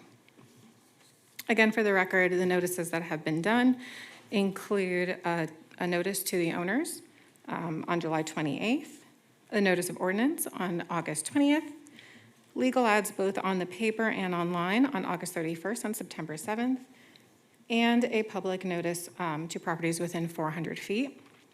I should say that one of the unique characters of this community is that Palmira, this is half of a community, Palmira North. The southern half of this community is actually already within the city. The northern half was not, and I don't know why. But this will help unify some of the services within one existing community. So this slide is identical to the one that we did for Bamboo. So for the sake of brevity, I will just generally say that this is a tax comparison of millage rates within Boynton Beach and the county. It would impact the residents by adding the Boynton Beach operating millage rate. However, it would remove 3 debt obligations. It would remove the fire rescue millage, the library operating, and library debt. When it comes down to the non-ad valorem, your lake worth drainage stays the same. Your solid waste moves from within the county to in the city. It drops to about half. And then you would also get the Boynton Beach fire rescue assessment. In terms of services, again, this is identical to the previous. The fire department boasts one of the best within the state as fire response times of 4 minutes and 20 seconds. In terms of police, we are looking at 2.05 officers per 1,000 residents, and that is over 10 officers per square mile. Again, like I stated before, all of the properties within this annexation area are currently on water and sewer. And then when it comes to trash pickup and solid waste, the services stay initially the same. It's two times per week for trash, once a week for recycle, and once for bulk and vegetation. The difference is that instead of being serviced by the county, you would be serviced by the city. I will go through this through the map series. It's a little bit easier to understand that way. The existing land use within the city is currently MR5. You see that on the left side of your screen. The proposed existing land use, I'm sorry, this is a little bit different. So we're doing land uses across 2 different areas. So in blue, you actually see Palmira, which is currently MR5 to your left. On the right, there is one parcel that is being zoned and treated differently, which is the subject of the text amendment that we did that had agricultural. So this one currently is also, the land use is MR5, but we're showing it different because it will be zoned differently. So the land use for both parcels would transition to low-density residential, both Palmira and the one parcel that fronts Lawrence. And just for comparison, again, the MR5 is restricted to 5 units an acre. Low-density residential is 7.5 units an acre.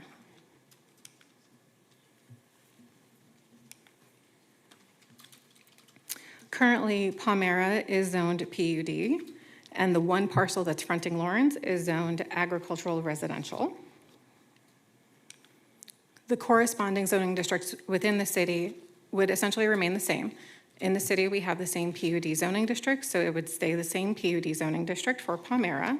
And the one parcel that's fronting Lawrence would transition to A1 AAB with the added text amendment of accessory agricultural residential uses permitted. I'm available for any questions. Thank you so much. Are there any questions before we go to public comment? Okay, so if anyone would like to comment on 8G, we ask you to come down now, please. Just remind them that it's on a Q&A, but they can talk to staff after. Pardon me? Can you just remind them that it's on a Good evening, again. And if you have any questions, you'll be able to talk to staff after. So if Okay. you have questions now, just let you know, we won't be able to answer. My name again for the record is Suzanne Calwera, and I am a Palmyra resident, 21 years. And we moved into our home in April of 2024. So thank you for the presentation. Again, I'll comment on the what I had said before and stress that the annexation will not likely raise property taxes, but they will be raised. In comparing our presentation, the Boynton Beach millage would be 7.75. The Palm Beach County current is 4.017 for an increase of 3.733. The solid waste in fire rescue would go down $59, but the millage rate would still be higher. And in addition, I'm still not sure what benefits we are going to gain from this. And she had mentioned that the builder was required to be part of the agreement for the water and sewage. But then she said it was voluntary by the builder. So to me, that conflicts. But going back to the residents and those of us that live there, We already have adequate fire, police, and race services from the county. And the city taxes would force us to pay twice for services we don't need. And this, again, this annexation could affect fixed-income residents and those on tight budgets. Even though there's more police within the city of Boynton, they are going to be services that are spread thinner when you're adding annexation of our neighborhood, Bamboo, and whomever else this may affect. So while there may be more, you have to look at the areas that they're also covering. And again, I go back to, why is this being done 21 years later, and how is this going to help us? How is raising our taxes and the services, I don't see any difference in services. And with that, I just think that it should be really considered for the residents that have lived there for 21 years. Thank you for your time. Thank you. Next, please. Hello, Dana Knights. I can see pros and cons for both positions for this. I just respectfully request from the city that if this is passed, that we get a very clear, transparent plan of transition, so there's no confusion with anything that regard to, trash services or anything, fees already paid to the county versus to the city. We just request that we're very transparent and have a clear-cut plan, and it's delivered to all the residents. For example, like, we never got the first notice, but we got the second notice. So I just want to make sure that everything is more clear and it's more transparent, and that we can get it on the website, and information like that is posted more clearly. Thank you. Any other public comment? Okay. We will now be moving on to public comment for H. Does anyone have any public comment? Amanda, do you want to do the Yeah. same thing you did Yeah. before? Thank you. I do believe we need to vote on Oh, we this need to item do a roll first. call, Yes. yeah. We need a motion first. Yep. Motion to approve. Second. We have a motion to approve ordinance 25-020, and we have a second. All those in favor, roll call. Commissioner Kelly? Yes. Commissioner Turkin? Yes. Commissioner Cruz? Yes. Vice Mayor Hay? Yes. Mayor Shelton? Yes. And a roll call vote, the motion passes unanimously. Thank you. And now we are going to open up, and I apologize, my vision's really slipping at the end of the night. We're going to open up to public comment for 8H. You could be Yes, specific. and 8H is specifically for the land use amendment for Palmira, going from MR5 to low-density residential. Do we have any public comment for 8H? If so, please come down. If nothing else, do we have a motion to So approve move. number 25-028? We have Commissioner Turkin move to approve ordinance number 25-028. Vice Mayor made the second motion. Now for roll call. Commissioner Kelly? Yes. Commissioner Turkin? Yes. Commissioner Cruz? Yes. Vice Mayor Hay? Yes. Mayor Shelton? Yes. And a roll call vote, the motion passes unanimously. Okay, moving on to public comment is permitted for 8I at this point, And item I is specifically for the rezoning for Palmira from PUD to PUD. Yep. Any public Quick comment? question. Yes. You said the AI, It's wrong on our copy. okay. It's the They read it in 27.04 separately. Yeah. instead. I think you may have stepped out. Got but they had it, to got make it, a- thank you. Because I was looking at, It was Okay, east. Yeah, it perfect. threw me off too. yeah, motion to approve. Okay. Second. We have a motion from Commissioner Turkin and a second from Vice Mayor Hay for ordinance number 25-029. Maley? Commissioner Kelly? Yes. Commissioner Turkin? Commissioner Cruz? Yes. Vice Mayor Hay? Yes. Mayor Shelton? Yes. And roll call vote, the motion passes unanimously. We now have public comment that'll be open for 8J. Item 8J is for the land use of the parcel on Lawrence to go from MR5 to low-density residential. If nothing else, we have a motion to approve ordinance number 25-030. You have to hold public Oh, comments. public comment. Are there any public comment for 8J? And if not, do we have a motion and a second? So move. Second. We have a motion and a second. Can you do roll call, Maley? Commissioner Kelly? Yes. Commissioner Turkin? Yes. Commissioner Cruz? Yes. Vice Mayor Hay? Yes. Mayor Shelton? Yes. And roll call vote, the motion passed unanimously. Okay. And lastly, we are moving on to item 8K.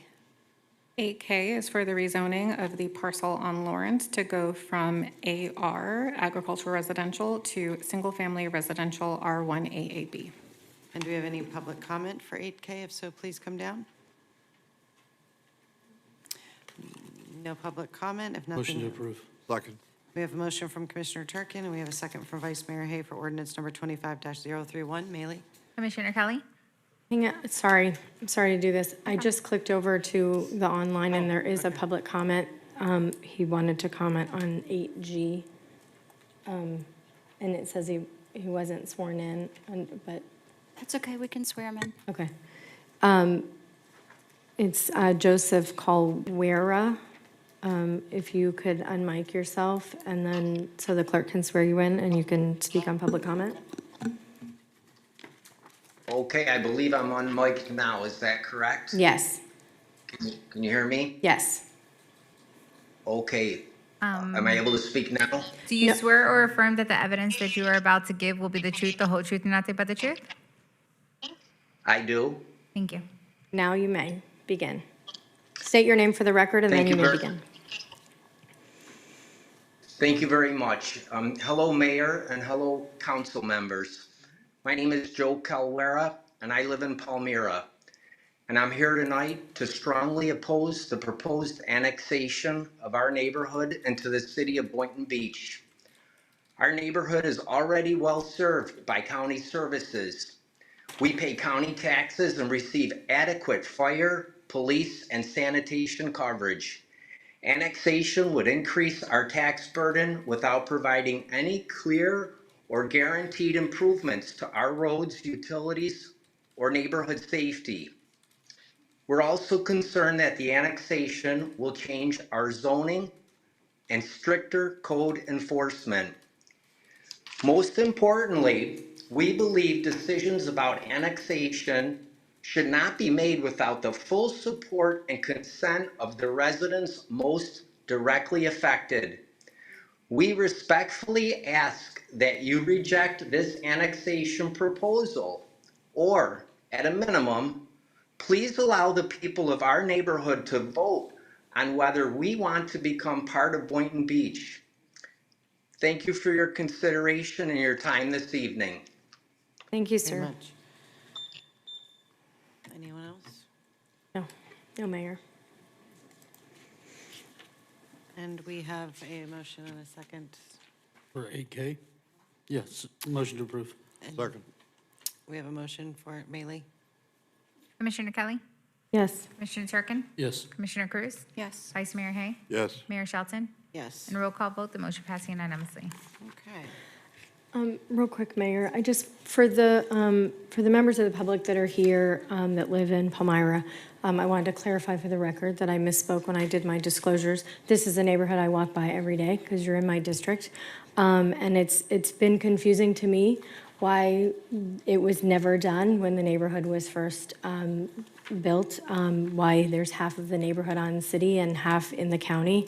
And so, you know, the staff is here, and if you haven't gotten their card, get their card. We have a lot more information that we can provide you to answer your questions and give you some guidance and just some assurances on you know, on how the process will work and what it means. And so I am also available. Feel free to reach out to me as well. I'm happy to speak to anyone, as well as the mayor, and just about anyone up here is very open and available. So I would just encourage you, if you do have questions and concerns, to reach out to staff. We did the side-by-sides. We have a lot of comparisons and a lot more data that wasn't in the presentation. So I just wanted to put that for the record. So thank you. We do not have a city manager's report tonight because our city manager is out. So we will be Motion concluding to adjourn. this. Second. We have a motion to adjourn and we have a second. All of those in favor say aye. Aye. All of those opposed say name, and the motion passes Good unanimously. night, everyone. Thank you. 9 o'clock. Oh, my God.